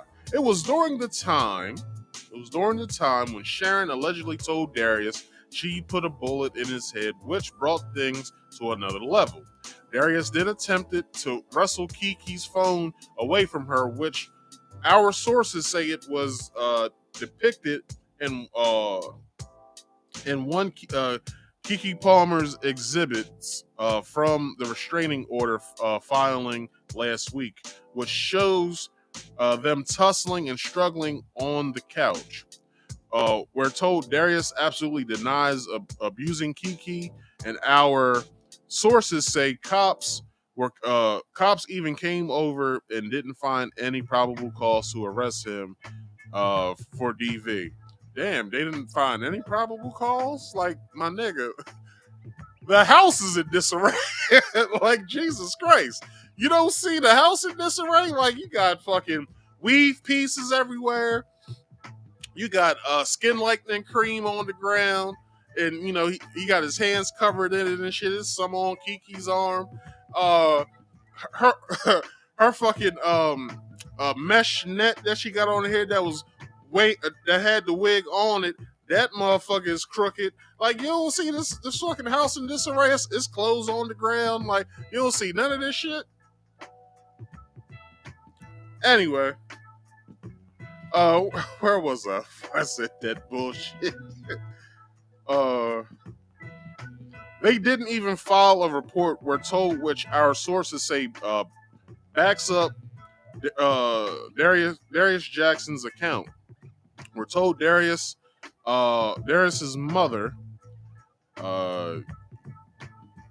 Yinyar, is that how you say it? Yinyar, or is it Ginger? Since it's a Y. I think it's Ginger. It's Yhinyer. It could be Ginger. That's a weird way to spell ginger.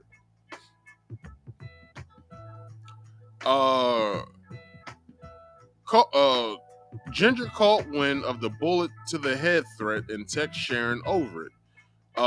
We should note that Keke also included screenshots from an altercation between her and Darius on the stairs from February 2022.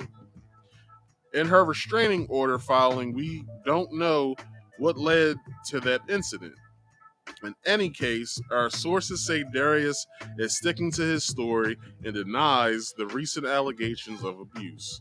A judge, of course, felt a temporary restraining order was warranted. Keke was granted her TRO, not to mention temporary sole custody of the child. A hearing on the matter is scheduled for December 5th, where Darius will be able to plead his case. As we reported, Keke was spotted out in public Saturday working on what appeared to be a shoot, and she had young Leo with her. She also received a rose bouquet from someone. And yeah, I guess we'll know once December 5th hits. So once December 5th hits and that information gets out here, I'll recover this story. All right. So moving on to this third and final part that I got from Vanity Fair. Keke Palmer's mom speaks out. So this is what Keke Palmer's mom had to say about this whole situation. How about we get into it? Look, I've never done anything like this. I've been in this business for 22 years. I've seen a lot of stuff. But but this is I can't help myself.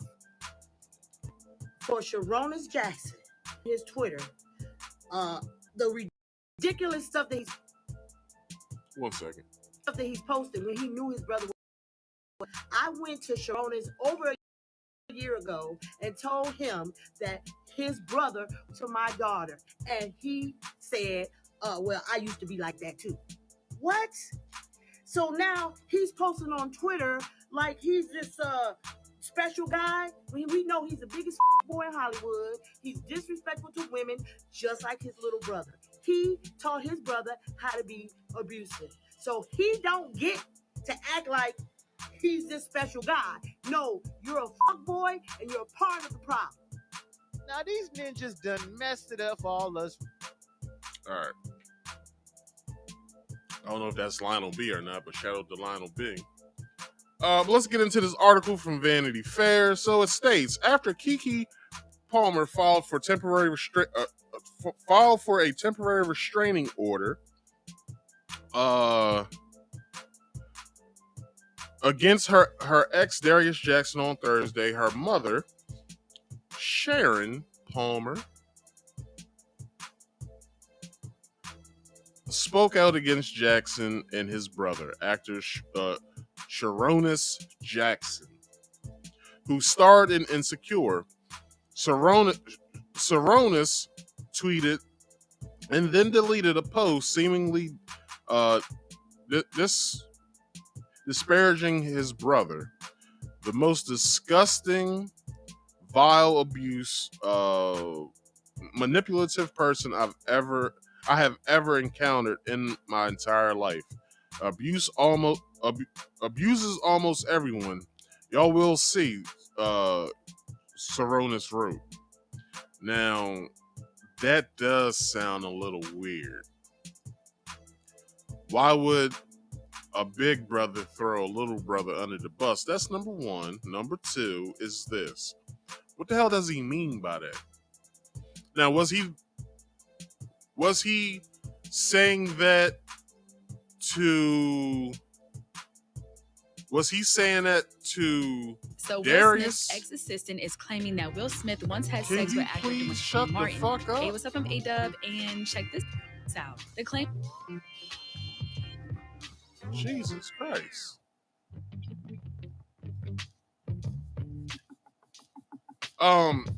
So was he saying that to his little brother, or was he saying that to Miss Sharon? Because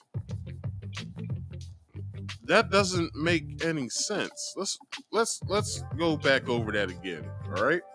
He says the most disgusting, vile, abusive, and manipulative person I have ever encountered in my life, my entire life. Abuses almost everyone. Y'all will see. Sharonis wrote. So, is he depicting Sharon Palmer, Keke Palmer, or Darius Jackson, his little brother, in that?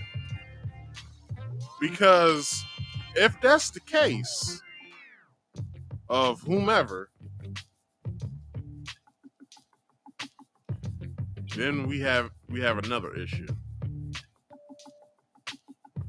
Because either he's just clout chasing and he's just trying to get his way, or I don't know. Like it's just weird, to be honest, what he said. But anyway, let's get back into the article. Just send positive energy to the babies. Any child in the middle of something like this does not deserve it at all.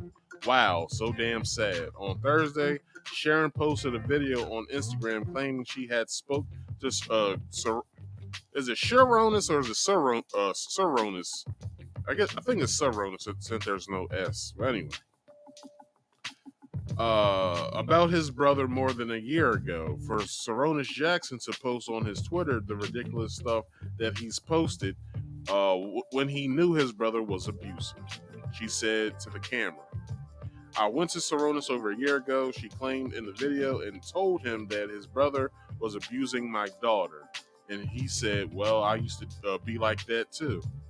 Sharon continues, so now he's posting on Twitter like he's this special guy when we know he's the biggest fuckboy in Hollywood. He's disrespectful to women just like his little brother. Saronis, she alleged, taught his brother how to be abusive. So he doesn't get to act like he's the special guy. No, you're a fuckboy and you're a part of the problem. In the post caption, Sharon wrote, I dare you mess with my family. Family means everything to me. You and your family act like sociopaths and like the world can't see it. You are phony, and I saw you from day one. My daughter is kind, and our family treated you with kindness, and this is how you treat it. I won't take this laying down anymore. I'm done. Vanity Fair has reached out to Keke Palmer for comment. I believe she didn't say anything, but it doesn't say that here. But anyway, Saronis posted a denial in the comments of Shade Room post on Instagram. I never once said that to Sharon, he wrote. Not once in my life have I never been abusive. What? Hold on. Not once in my life I have never been abusive to any of the women I have ever been involved with. I'm not going to keep on with this circus. But Sharon, the world is about to hear your voice very soon, and the threats you made to my family. That was the video I played earlier. Her saying she was going to put a bullet in his head. Vanity Fair has reached out to Saronis and Darius Jackson for comment. Palmer's Thursday filing accused Darius of several incidents on domestic violence, some of which she alleged were captured on her home security camera. A judge granted Palmer the temporary restraining order on Friday and temporary sole custody of her son with Darius Jackson. Leotis. I know they didn't call that damn boy Leotis. What the man? Why'd you call the boy Leotis? Bruh. That's just sad. Anyway, people, here's a fun fact that you guys might have not known. Keke Palmer has been chosen for next year's Soul Train Awards, which is a weird time that all that was announced. Anyway, once again, I will say this. If you or someone you know are experiencing domestic violence, please call the National Domestic Violence Hotline at 1-800-799-7233 for confidential support. All right? So, with that being said, people, that has been the main topic. We will take a short break. We'll be back in 5, and we'll get right to the random topics of the week. So, let's take 5 now.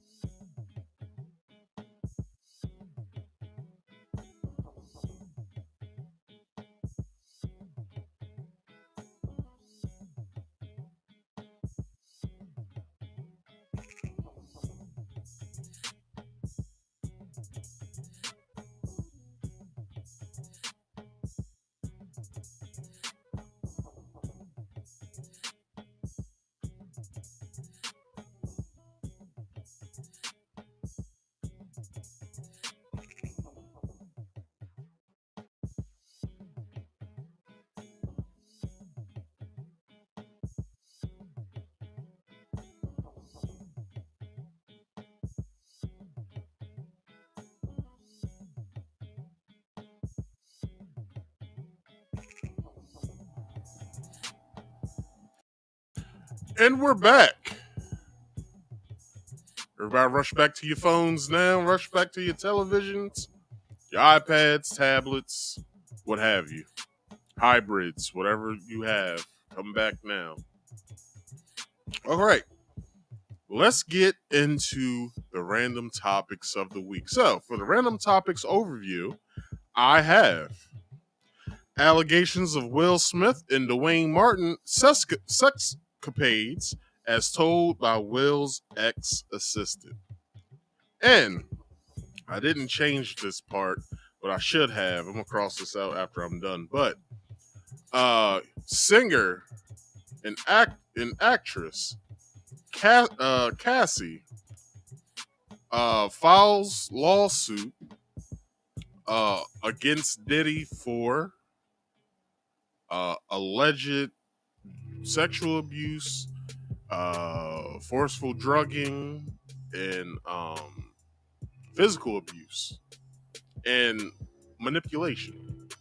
All right, so let's get into the first topic. So I got this from TMZ, this article. And as usual, I changed it up. But anyway, Will Smith rep denies allegations he had sex with Duane Martin. So if you guys haven't seen this funny ass video of this motherfucker talking about Will Smith, I ain't gonna hold y'all no longer. Let's watch this. So Will Smith's ex-assistant is claiming that Will Smith once had sex with actor Duane Martin. Hey, what's up? I'm A-Dub, and check this out. The claims are made by Smith's former friend and assistant, Brother Bilal, during an interview with Tasha K, a clip of which was posted to YouTube on Monday, November 13th. Talking about intimate moments he spent with the Smith family while he worked as an assistant for Will, he recounted an incident where he was trying to find Will Smith, only to discover him engaged in anal sex with Duane Martin in the latter's dressing room. And then I saw sexual acts that I walked in on. Who'd you walk in on? Him and Okay. Hollywood is the hurry up and wait game. So 3 minutes later, after them telling me, hey, you got eyes on Will, we need him to come watch this. So I'm in all over the studio. He's not in his dressing room, my cafeteria. I'm like, but I started there. I'm like, where's this guy at? So now I'm holding two, so I have the keys to his dressing room. So I'm like, yo, and I'm on walkie-talkie and they calling my cell phone. Yo, we need to get Will here. I'm like, yo, kind of fuck down. Like, I'm trying to find this. Like, this is unlike him, right? So, all right, I open the door to Duane's dressing room, and that's when I see Duane and having anal sex with Will. Let me process that for a second. Pause, nigga. Pause, nigga. Straight balls on that, dog. Shit, nigga. No grown man want to hear that shit. The fuck? It gets worse. Here we go. There was a couch, and Will was bent over on the couch, and Duane was standing up, killing him, murdered. Like, pause, nigga.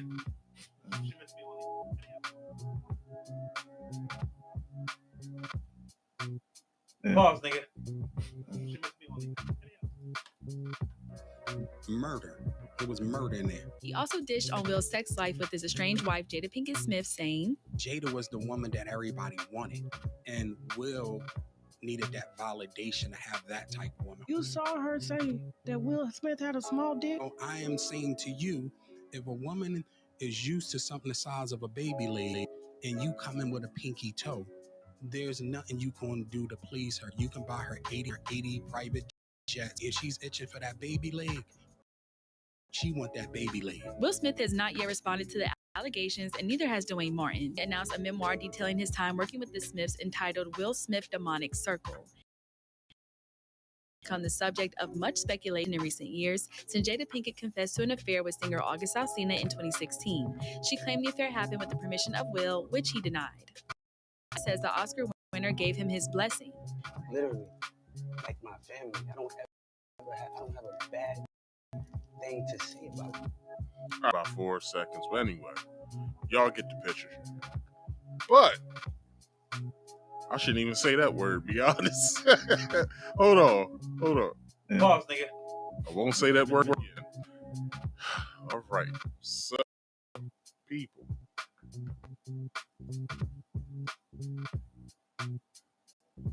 Will Smith's team is denying a new allegation that he and Duane Martin were caught in a dressing room having sex years ago, calling the claim unequivocally false.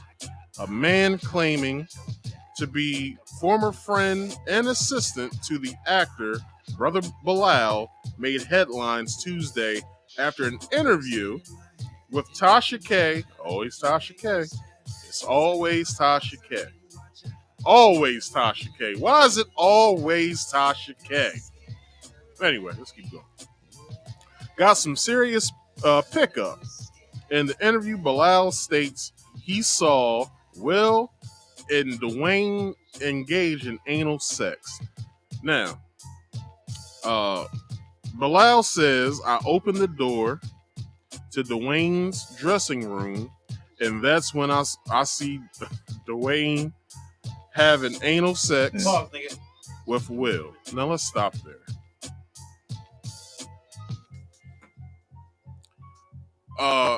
People, these gay allegations about Will aren't new. Like, they're not. Okay, let's take that a step further. Gay allegations about Will and Duane Martin aren't new. Because it is said that Will bought Duane a Bentley back in I forgot when that show that Will and Jada produced. All of it. It's not new. None of it. But I will say it is damn funny. I tell you that. Because Duane was playing above the rim. Bruh. Duane knew what boys like. Bruh. He was smashing the Fresh Prince of Derriere. Bruh. Duane was a seat filler. Bruh. He made Will scream. Bruh. Too. Like, woo! Bruh. Shit was getting personal in there. Bruh.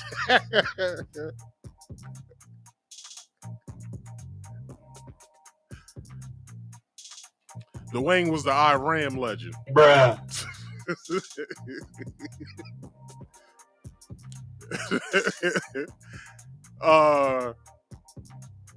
I'm saying, this is just for all of us. Bruh. Those were all Duane Martin movie and show puns that I just did. I don't know if you guys caught that. I'm too damn good. But anyway, let's continue with the article. He continues, there was a couch and Will was bent over the couch and Duane was standing up, killing him. Bruh. Murdering him. Bruh. Pause, nigga. Pause. All right, pause. It was it was murder in there. Pause, nigga. Bruh.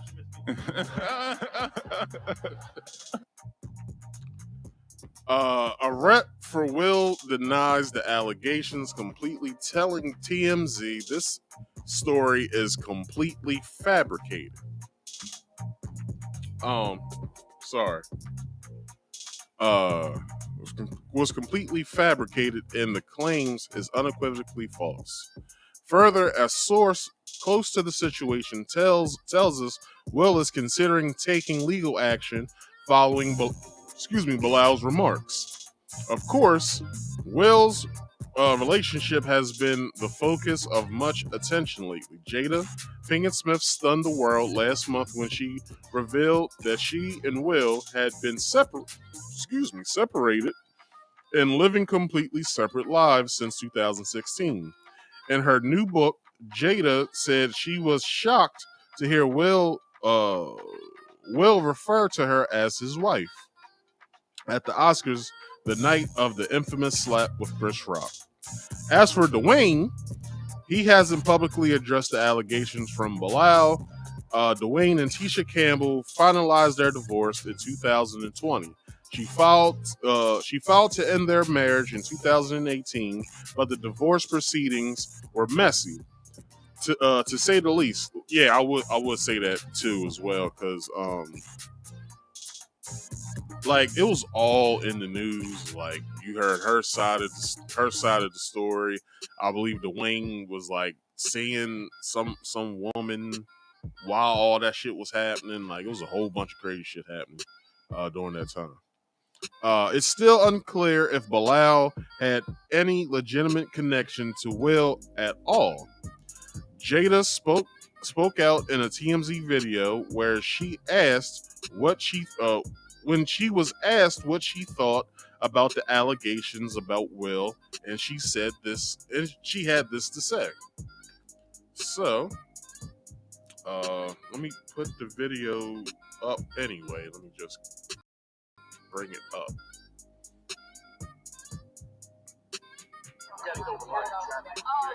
We're black. I'm sorry. What do you say about the allegations? Just like, like so many rumors. Anything you want to say, we sue it. I know that's. All right. So Jada said that they're suing. But there's another video which I don't have. I should have put it in here. But Will and Bilal do have history. You saw it in the one video, the video before the one I just played, where you saw Will and Bilal and when they were younger in a picture together. Jada did a Breakfast Club interview. That's where she was coming from in that video. She did a Breakfast Club interview, and she said, because Charlamagne and Envy brought it up, and she basically said that I believe that Bilal and Will had business together. Like he was his assistant / business partner, and she thinks that all of this is over money. Will did put Bilal, I believe Will has pictures in his book. You can see, or he wrote about Bilal and what he's done for Will and everything. And with that being said, Will, I guess they were close friends or whatever. But I'm guessing like whatever has happened since then, maybe Will didn't, I guess, give him some money or something. This is probably all about money, to be honest. Like, this is probably all about money, and it's just disgusting. Like, you're gonna treat a friend like that, after what he's done for you or whatever. He gave you a job, he paid you well, now you're out here with a book called Will Smith Demonic Circle, and you're about to reveal all this craziness about Will Smith. And really, it makes no sense, because not only are you making Will look stupid, you're making yourself look like a jackass, especially going on Tasha K, of all people. Like, you're going to sit there with the most infamous blogger, gossip blogger at that, just for what? Like, to end your career? Because in that same interview Jada did with the Breakfast Club, Jada said to them, we're taking legal action, as well as she said in the video I showed you guys. And Will's reps also said that they will be seeking legal action as well. So, what I want to know, will they be not only suing Bilal, but will they be also suing Tasha K for these well, I don't even know if that interview is coming on YouTube, because Tasha K does have an app. So, I don't know what the stipulations are when it comes to legal, where, if it's like a paid service, like, can they still take those allegations of what someone's paying for to see? Can they take those allegations from that paid service to, take somebody to court with, maybe? Now, if it's coming up on YouTube, then it's fair game. Like, it's all fair game. But it is defamation. Not only will he have a legal battle with Will, he'll also have a legal battle with Duane Martin. Duane Martin ain't really doing all that well, I believe. I don't even believe Duane Martin has had a goddamn role since Real Husbands of Hollywood. So I don't know. We'll have to see what happens. But that ends that topic. Let's get into our next and final topic of the night, which is, I got this from the Hollywood Reporter. Sean Diddy Combs, or Brother Love, sued by singer Cassie, in lawsuit claiming rape and decade of physical abuse. So I'm gonna play this 2-minute 55-second video. As you can see, all of the videos have been having, me, it's been freezing in between or whatever. But the stream itself, when the video isn't on, is fine. So I'm gonna have to figure out what that is, because that's this has never happened to this capacity. So I have to figure that out. Maybe I have to change something where it's not the window. Maybe I have to do it to where, it's something else where it doesn't pull as much power from the CPU. So anyway, enough nerd talk. Let's get into this video. For Hype Plus News, I'm John Albert. If you're Sean P. Diddy Combs, today may not be your best day after your ex Cassie has now filed a lawsuit against you, accusing you of several incidents, including rape. On Thursday, it's reported that Sean Combs, known as P. Diddy, will be sued by his longtime ex-girlfriend Cassie for different forms of abuse that she experienced while in the relationship, which officially ended back in 2018. Cassie will release the following statement. After years in silence and darkness, I am finally ready to tell my story and to speak up on behalf of myself and for the benefit of other women who face violence and abuse in the relationship.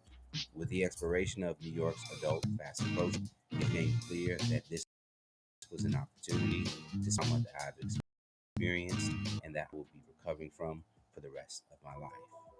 Some of the alleged trauma Cassie would face includes a potential suitor of hers car being blown up by allegedly Diddy. The car would interestingly enough be owned by rapper Kid Cudi, whose car would blow up after Diddy allegedly told Cassie he would do so. Other claims, according to NBC News, include Cassie, whose real name is Cassandra Ventura, being forced by Diddy to have sex with male sex workers as he watched, masturbated, and filmed the incidents. A rep of Combs has already spoken out to deny the claims. Mr. Combs vehemently denies the offensive and outrageous allegations. For the past 6 months, Mr. Combs has been subjected to Ms. Ventura's persistent demand of $30 million under the threat of writing a damaging book about their relationship, which was unequivocally rejected as blatant blackmail. For Combs, this year has been one of highs and lows. Back in September, Combs will release his newest album, The Love Album, Off the Grid, which features several high-profile collaborations like The Weeknd, Mary J. Blige, Tiana Taylor, and more. In October, rumors began to take over social media, potentially connected to the shooting of Tupac Shakur, when a gentleman by the name of Keke would be arrested and charged for his involvement with the murder. This update may make some of us think about the time Eddie Griffin would issue a warning that no black men in Hollywood leave the business clean during an interview with Black TV. Ironically, this latest news on 2 days after Will Smith made headlines for his alleged involvement with a fellow actor that has shocked users online. Combs has yet to publicly speak on the matter. Let's talk about him on the comments below. How do you feel about the recent claim? Okay, so you've heard some of the news, so let me give you the actual article. So from the Hollywood Reporter, Sean Diddy Brother Love Combs. Oh, I'm sorry, that's not the picture. That's the above the rim 2 picture. I cracks myself up. Anyway, let's get to the real picture. Okay, so we got Diddy and Cassie. All right. So Sean Combs, the hip hop mogul known as Diddy or Brother Love, has been sued for sexual assault by his former longtime partner Cassie, who accused him of repeatedly raping and physically abusing her for clearly a decade. In a lawsuit filed in New York federal court on Thursday, Cassie, whose real name is Cassandra Ventura, and who was once under Diddy's label, claims that she was trapped by Mr. Combs in a cycle of abuse, violence, forceful drugging, and sex trafficking, citing multiple incidents in which he alleged punched, beat, kicked, and stomped her. Diddy's Bad Boy Records and Sony's Epic Records were also named in the complaint because people, they're all a part of this as well. You know why? Because I believe at the time,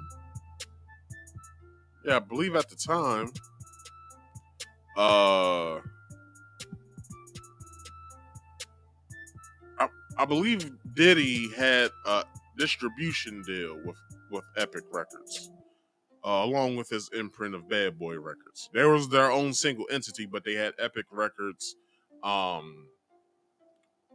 They had Epic Records distribute their records or whatever. You learn all of that when you watch the first Making the Band. No, I'm sorry. Yeah, the season part 1 of season 2 of Making the Band. You learn all of this or whatever. He says it in the very first episode. So, I think this is disgusting. And again, let's put up the National Domestic Violence Hotline. And I will repeat, if you are someone it has experienced domestic violence, please call the Domestic Violence Hotline at 1-800-799-7233. All right? So, let's continue. The suit is the latest in a series of legal actions filed against prominent men in the music industry, including ex-Grammys CEO Neil Portnoy and former Epic Records chief Antonio L.A. Reid. Now, let's bring L.A. Reid's stuff up. So if you haven't heard of what's been going on with L.A. Reid, so the story goes with L.A. Reid is he sexually assaulted some woman in like a closet or something. It was a woman that was working for him. I believe she was some sort of executive. I think she was like a marketing executive or whatever. So I guess she wanted to, be bigger in the company, and I guess dick comes with that. Bruh. I'm just saying. I'm not being rude, but I believe in that business. The only way that you can get, become an even bigger executive in whatever capacity, I guess you gotta take dick. Bruh. So L.A. Reid proceeded to sexually assault that woman, and she has filed claim. She has filed claim on L.A. Reid, or I believe this has already happened. And he's one of the many men who have done this, along with R. Kelly, We can bring Bill Cosby into this, and as well Harvey Weinstein, and you name it. You name it. Okay, so Epic Records Chief Antonio L.A. Reid under the New York Adult Survivors Act, which revived the window to bring sexual misconduct claims for 1 year, regardless of the statute of limitation. But this is the issue as well. This would have been, or Thursday would have been, the year mark for Cassie to file that lawsuit. If she wouldn't have done that, she wouldn't have had no case. So I'm not blaming her for doing that. It's not like I'm sitting here like, well, yeah, the only reason why she did it because the year was almost up. That's not what I'm saying. What I am saying is that she was granted a year. So maybe she went last year, talked about it with a lawyer. The lawyer has to put his retainer in and some sort of, he has to go with the proceedings of filing the lawsuit, making sure that the lawsuit sees the light of day. You get a year's time to go back and forth with your lawyer. What you want to do? You want to take it to trial? Do you want to settle out of court? What do you want to do? Do you want, to have some sort of meeting where we can figure out what we can do? All this was talking about. She decided to file a lawsuit so they can go to court. And some people will say that this is the only reason why she did it, because that year's time was coming up, which was Thursday. So, who knows? In a statement, Benjamin Brofman, a lawyer for Combs, denied the allegations and said his client is being extorted. For the past 6 months, Mr. Combs has been subjected to Ms. Ventura's persistent demand of $30 million under the threat of writing a damaging book about their relationship, which was unequivocally rejected as blatant blackmail. But she can always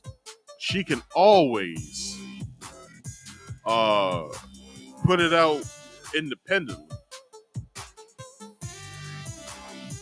If she already has the book written, she can just put it out independently. There's various ways she can do it.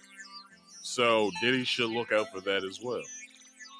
If a large publishing house won't do it, she can just do it independently. You can do almost anything independently now.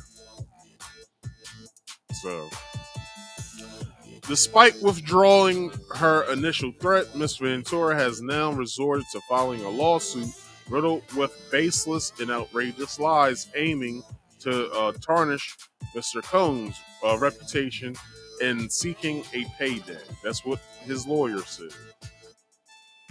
In response, Douglas Wigner, a lawyer for Cassie, said in a statement, Mr. Combs offered Ms. Ventura 8 figures to silence her and prevent the filing of this lawsuit. She rejected his efforts and decided to give a voice to all women who suffer in silence.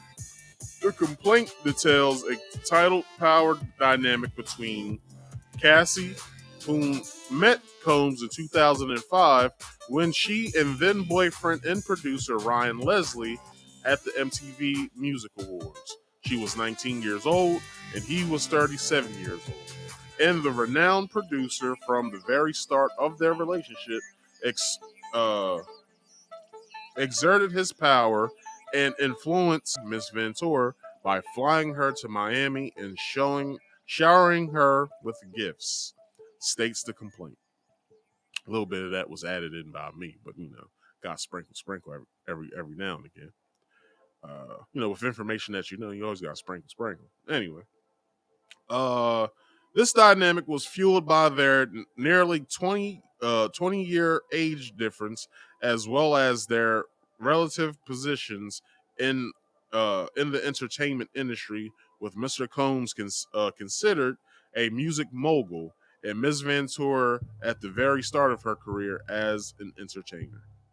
Over the course of the next decade, the suit claims Combs would often violently beat her, after which he'd allegedly use his money and power to orchestrate extensive efforts to hide the evidence of his abuse, including by hiding her in hotel rooms for days at a time to let her injuries heal. The suit alleges in such instance, after a party with Jay-Z, Mr. Combs beat Miss Ventura repeatedly in an escalade, including by kicking and hitting her. Cassie also alleged sex trafficking in the form of Combs demanding her to perform sexual acts with other men. Sometimes Mr. Combs would pay to fly male sex workers to his location, including to multiple cities in the United States as well as abroad. Wigner writes in the complaint, he requires Ms. Ventura he required Ms. Ventura and his staff to help him make these arrangements, where he would record and masturbate during these sessions. When she tried to leave, the lawsuit alleged that Combs used his vast network of corporations and affiliate entities to find her and lure her back. According to the complaint, one altercation in 2011 involving him lunging at her with a corkscrew, throwing vases in a hotel hallway, and then paying the hotel off with $50,000 for the security footage and subsequently hitting her several times after. Combs' network of enforcers followed her to the home of Kid Cudi. I don't have his video for some reason, but whatever. But let's bring this monster on screen. Hold on. Let me do it like this. All right. Kid Cudi, who housed her when she was trying to flee. Ms. Ventura says in early 2012, Mr. Combs grew so angry about her dating the rapper Kid Cudi that he said he would blow up the rapper's car. Around the time, the suit says Kid Cudi's car exploded in his driveway. Through a spokeswoman, Kid Cudi confirmed Ms. Ventura's account that he had a car that exploded. This is all true, he said. Another incident involved Bad Boy management allegedly telling her that her single would not be released if she did not answer Combs's phone calls. The suit says an executive at Sony Music reached out to her with similar ultimatum concerning her record. Cassie says she left the relationship in 2018 after she was raped by Combs. I believe this part, I didn't get the actual part of that article. I only got what I could get. But I believe this is talking about when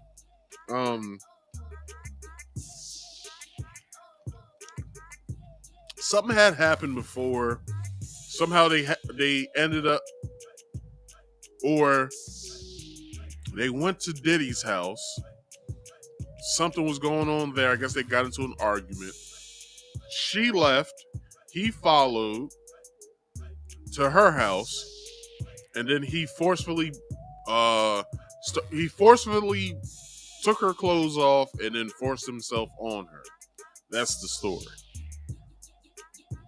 She says she continued to suffer immense emotional distress, including from addictions to drugs and alcohol allegedly caused by Combs, which this is also in a New York Post article, I believe. No, a New York Times article, I believe. In one instance, Diddy handed her some sort of pill, and she asked him, "What is that?" He says, "Don't worry about it. It'll make you feel better." And she took it, and then the rest is in the documents. of which I never got the court documents. But all this is in the court documents. You guys can go and look up the court documents, all right? Of the lawsuit. So y'all just type in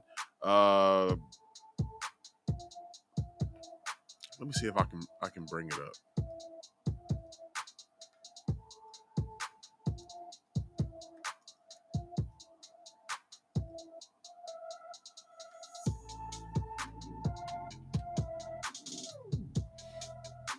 Let me see if I can find the PDF.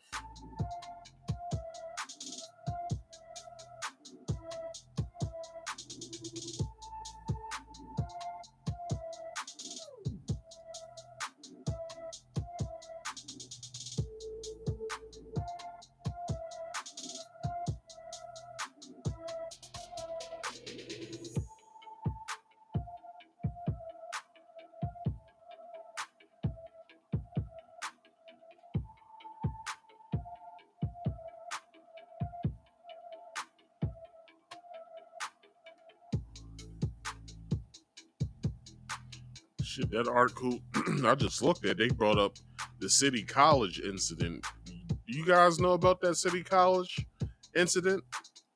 I believe Diddy threw a party at City College back, I guess, when he was an intern at Uptown Records, which left 8 people dead. Shit's crazy, man.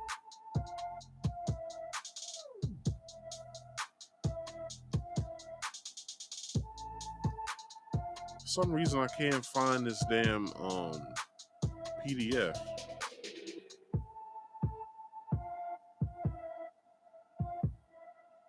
Let me see if this person on Twitter got the document.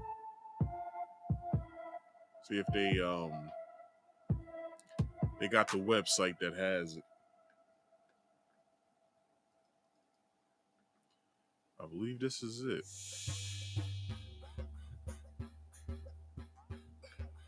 All right. So what I can do is bring this on screen. All right.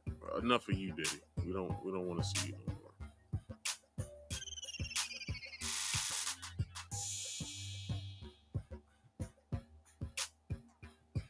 All right. What you guys are you're gonna see me, but then I'm gonna flip to this article. All right. I mean this document. All right. So in the document, I hope you guys can see this. All right, you guys can see it. So let me zoom in. Okay, so you see United States District Court, Southern District of New York, Cassandra Ventura, plaintiff, versus Sean Combs, Bad Boy Entertainment, Bad Boy Records, Epic Records, Combs Enterprises, LLC, and DOE Corp. So, they got the trigger warning on her. Trigger warning, this document contains highly graphic information of a sexual nature, including sexual assault. All right. So I believe I forgot what page it is, you can see the Kid Cudi part of all of this.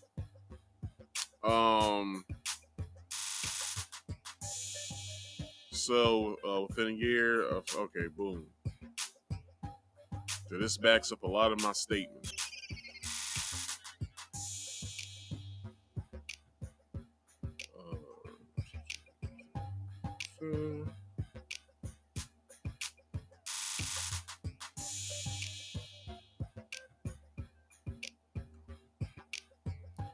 So Miss Ventura met Combs in 2005. Early 2006, after Mr. Combs heard Miss Ventura's first single playing in a club and expressed interest in signing her to his label Bad Boy Records. At the time, Miss Ventura was 19 years old. Mr. Combs was 37 years old.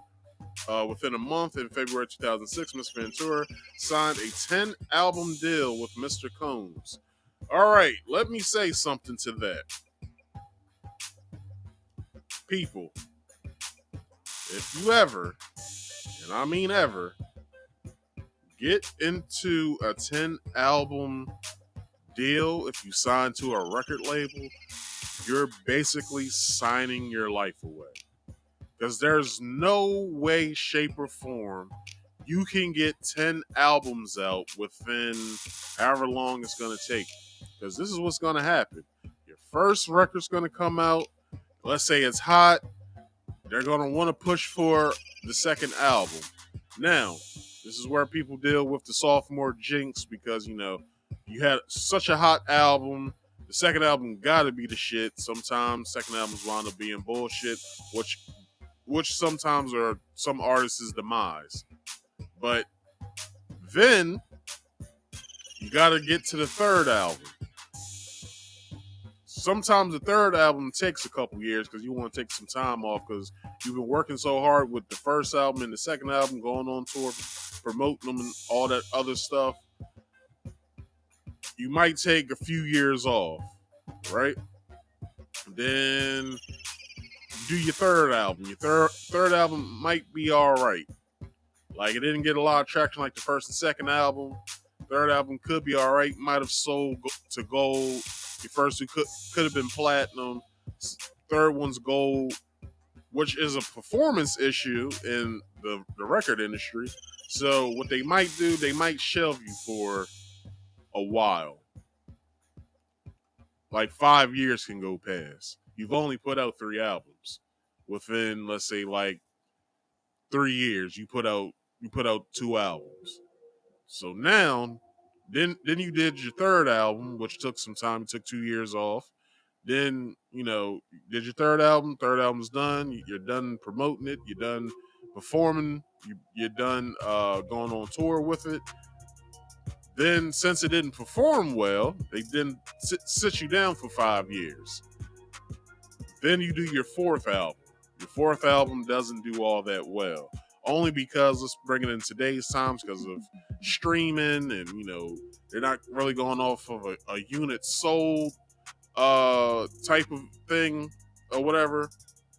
So your fourth album tanks.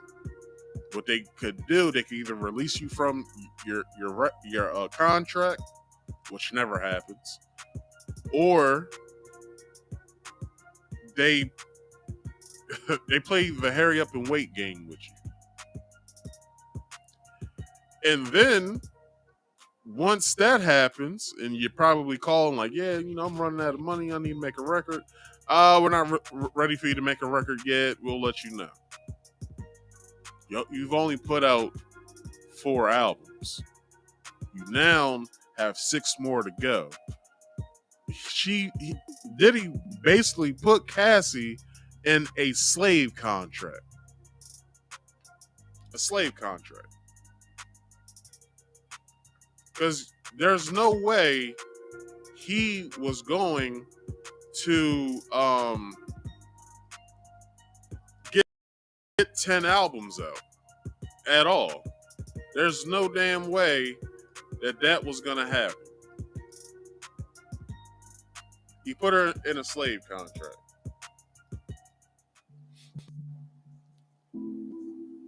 All right, so let's continue. Where was I?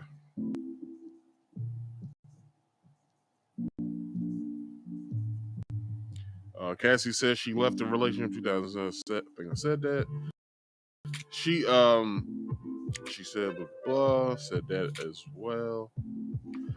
The complaint alleges sex trafficking, sexual battery, sexual harassment,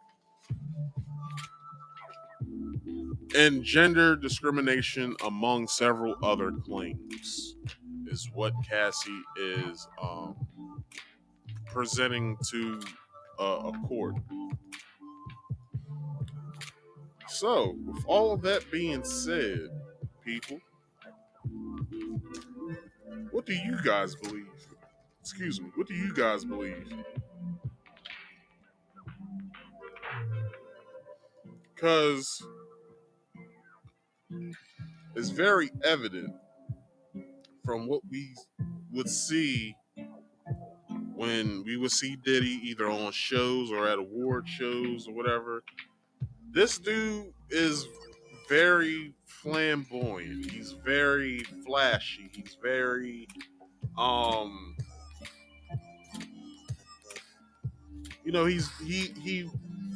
he wants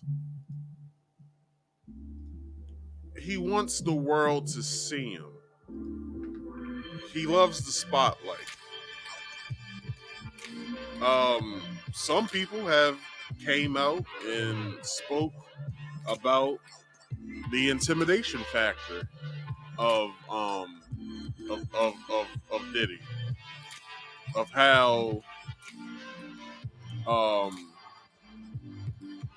he has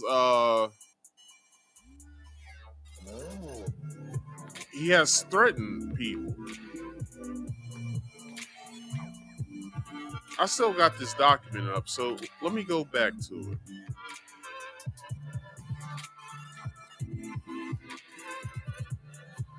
So, a part in here states that he had her carry his gun to intimidate her to see, how gangster he was, right? They also, is this the hairstyle store? Oh, okay, never mind. Because it's a story that they said Young Jock talked about in the interview where he said he was chilling with Diddy. It was Young Jock's wife, Diddy, and Cassie. Diddy sees some white chick walking down these steps in this club.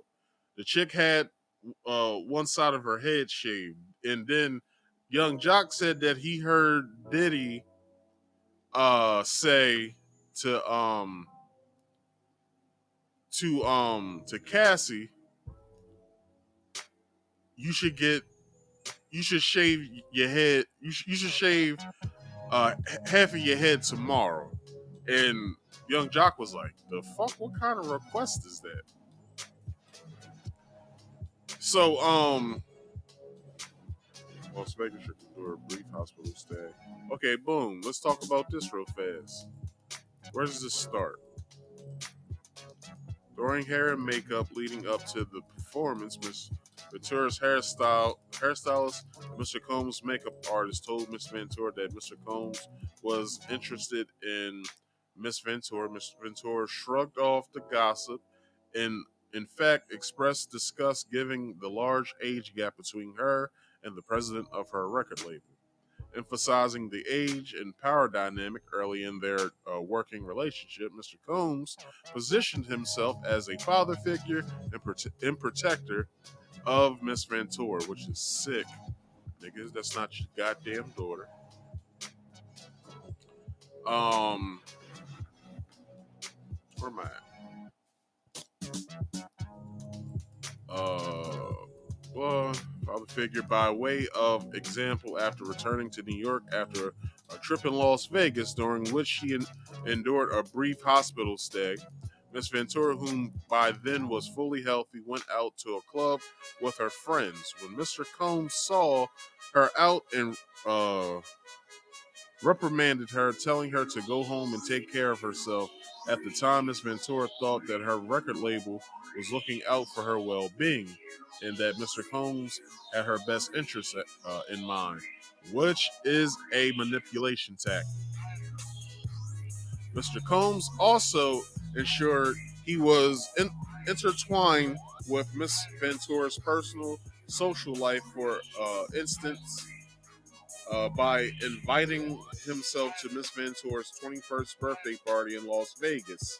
He also brought famous musicians and producers, thereby flaunting his celebrity status and influence in front of a young and impressionable Miss Ventura.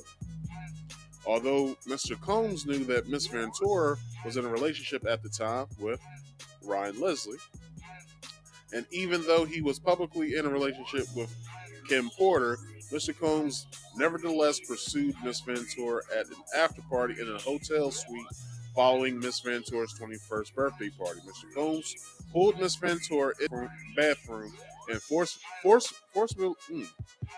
forcibly kissed her. Miss Ventura did not consent to this unwanted contact. She immediately ran out the bathroom in the hotel suite and cried. She told her best friend at the time about what had happened, but was too scared to tell anyone else. At the Video Music Awards the following day, Miss Ventura's boyfriend at the time, Ryan Leslie, joined her and Mr. Combs at a table at the award ceremony. Mr. Combs became angry, telling Miss Ventura that the invitation to the award ceremony was only for her and not for her significant other. That is crazy, right? Because I'm pretty sure all the invitations say +1. Like, what the fuck? Anyway, boom. So Mr. Combs picked up Miss Ventura from her apartment in Manhattan in a blue luxury vehicle. Miss Ventura was surprised that when she got in the car, Mr. Combs was already inebriated. He handed her a pill and told her to take it. When Miss Ventura asked what the pill was, Mr. Combs dismissed her and told her she would like it. She later learned the pill was ecstasy, something Miss Ventura had never before tried and did not want to try. This was the first time Mr. Combs got Miss Ventura high.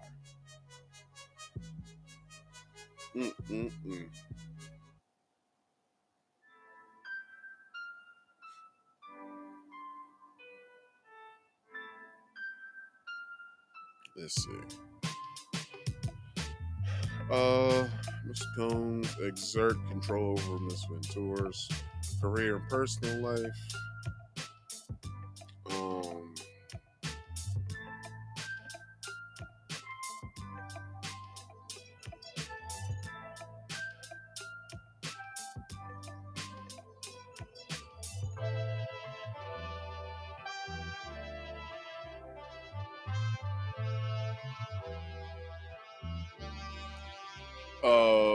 Let's see. Mr. Combs also became deeply involved in Miss Ventura's personal life, with his personal staff attending to Miss Ventura's day-to-day travel and other needs, including medical care.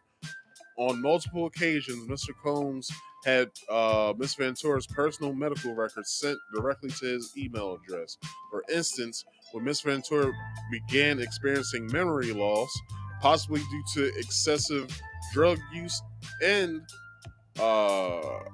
or head injuries caused by Mr. Combs' beatings, as described below, her MRI results were provided directly to Mr. Combs. Mr. Combs also reportedly arranged for his staff to drive Miss Ventura to certain doctor's appointments. Which means, people,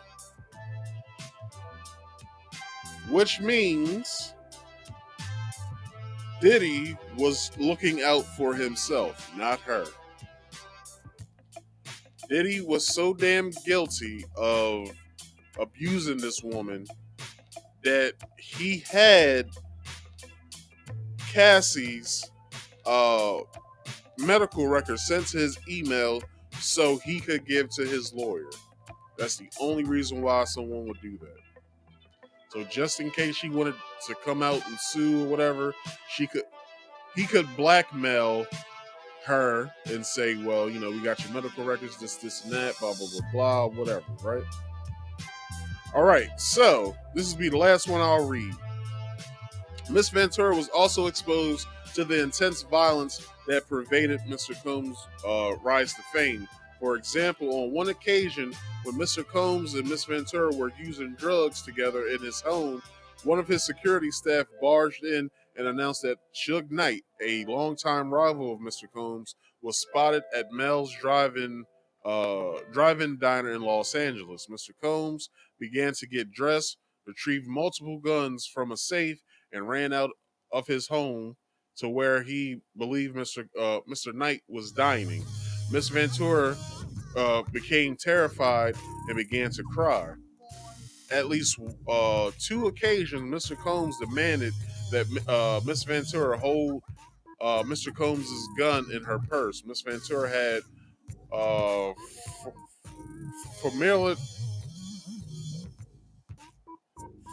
familiarity with guns, had no familiarity with guns, and was petrified that that the firearm would accidentally go off in her purse.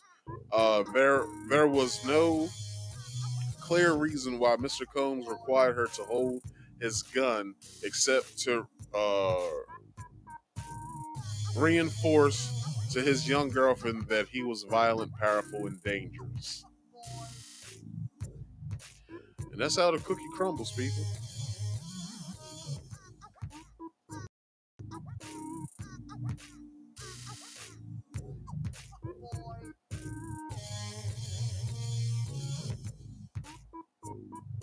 That's how the cookie crumbles.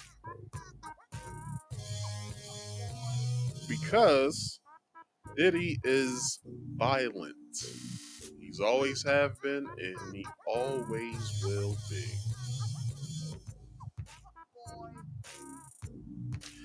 So how about we do a show summary, people? How about that? So, if you was here during the beginning of the show, you saw the very video in the Senate where a senator in the Teamsters Union President was about to go to blows. But only one winner was going to be there, which was Mr. Senator Mullin, because Senator Mullin is an MMA fighter, a five-time winner in MMA, I guess, in his state, I believe. Then we got into the whole Keke Palmer and Darius Jackson situation. To anyone watching this, I will reiterate, if you have experienced any abuse yourself or anyone else that you know, please seek help at the National Domestic Violence Hotline at 1-800-799-7233. All right. So, yeah, it's a whole debacle. It's a whole shit show. We don't know the full dynamics other than what's told in court documents, and we will only know what's gonna happen once all this mess is done. So, if court documents come out December 5th, I'll recover this whole situation. Then I got into the whole Will Smith thing. Bruh. Let's just say Will stays getting rear-ended. Bruh. Just saying. And then I got to this Cassie lawsuit against Diddy, and it's a sad thing. Because we all saw this girl. We all saw how she would be around him and stuff like that. Diddy's an asshole. I'll say it to his face. He's not that damn powerful. So, you know, if anybody's gonna come up missing after I said that, it ain't gonna be me. But anyway, but yeah, it's sad that, you know, that girl had to go through that just to break away after being fed up from an instance, and then, you know, getting married to somebody that I guess doesn't do the same things that Diddy did. So, yeah, that was today's show, people. I hope you guys enjoyed it. Let's get into promotions. People, every Friday and every Saturday, I stream. Fridays, I do it at 8 p.m. Eastern Standard Time, and then on Saturdays, I come right back 2:30 p.m. in the afternoon, and I stream Market Speaks Play, my very game stream that I do every Saturday, where I get to play all of my favorite games and a certain select few of new releases. Please don't forget to come and check me out, because, hey, I'll be doing this.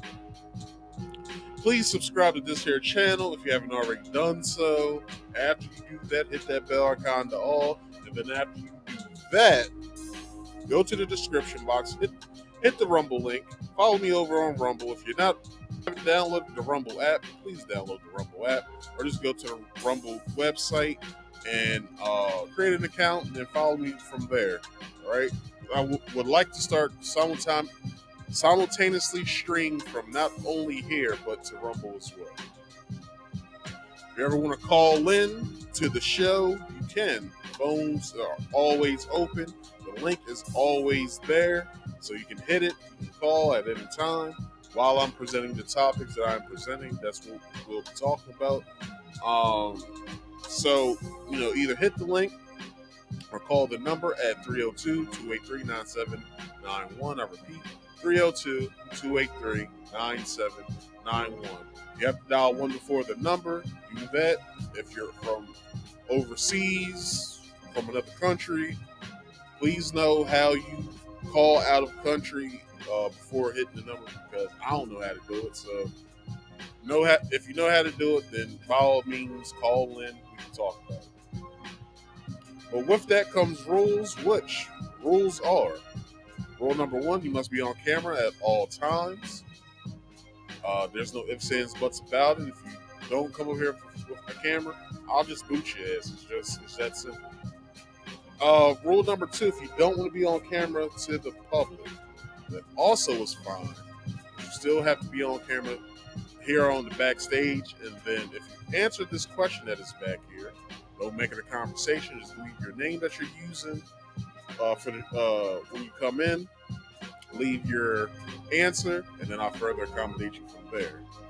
And then, last but not least, last rule is please mute all background noise. I'm trying to run at least a semi-professional stream here. I would at least like if you follow directions, all right? So mute all background noise, turn me off if you have me on anywhere, or mute me if you could, so we can go into the conversation without feedback or without background noise. So go to a nice secluded spot in your house so we can talk about it. The only thing that I have left, which last but not least, please like this video, subscribe to this here channel, subscribe to my Rumble.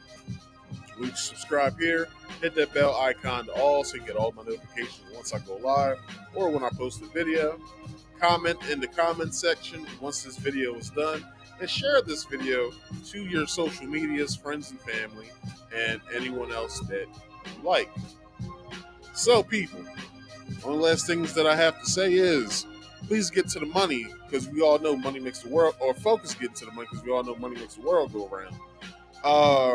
Drink more water for health purposes, as well as mind your own business for mental health purposes.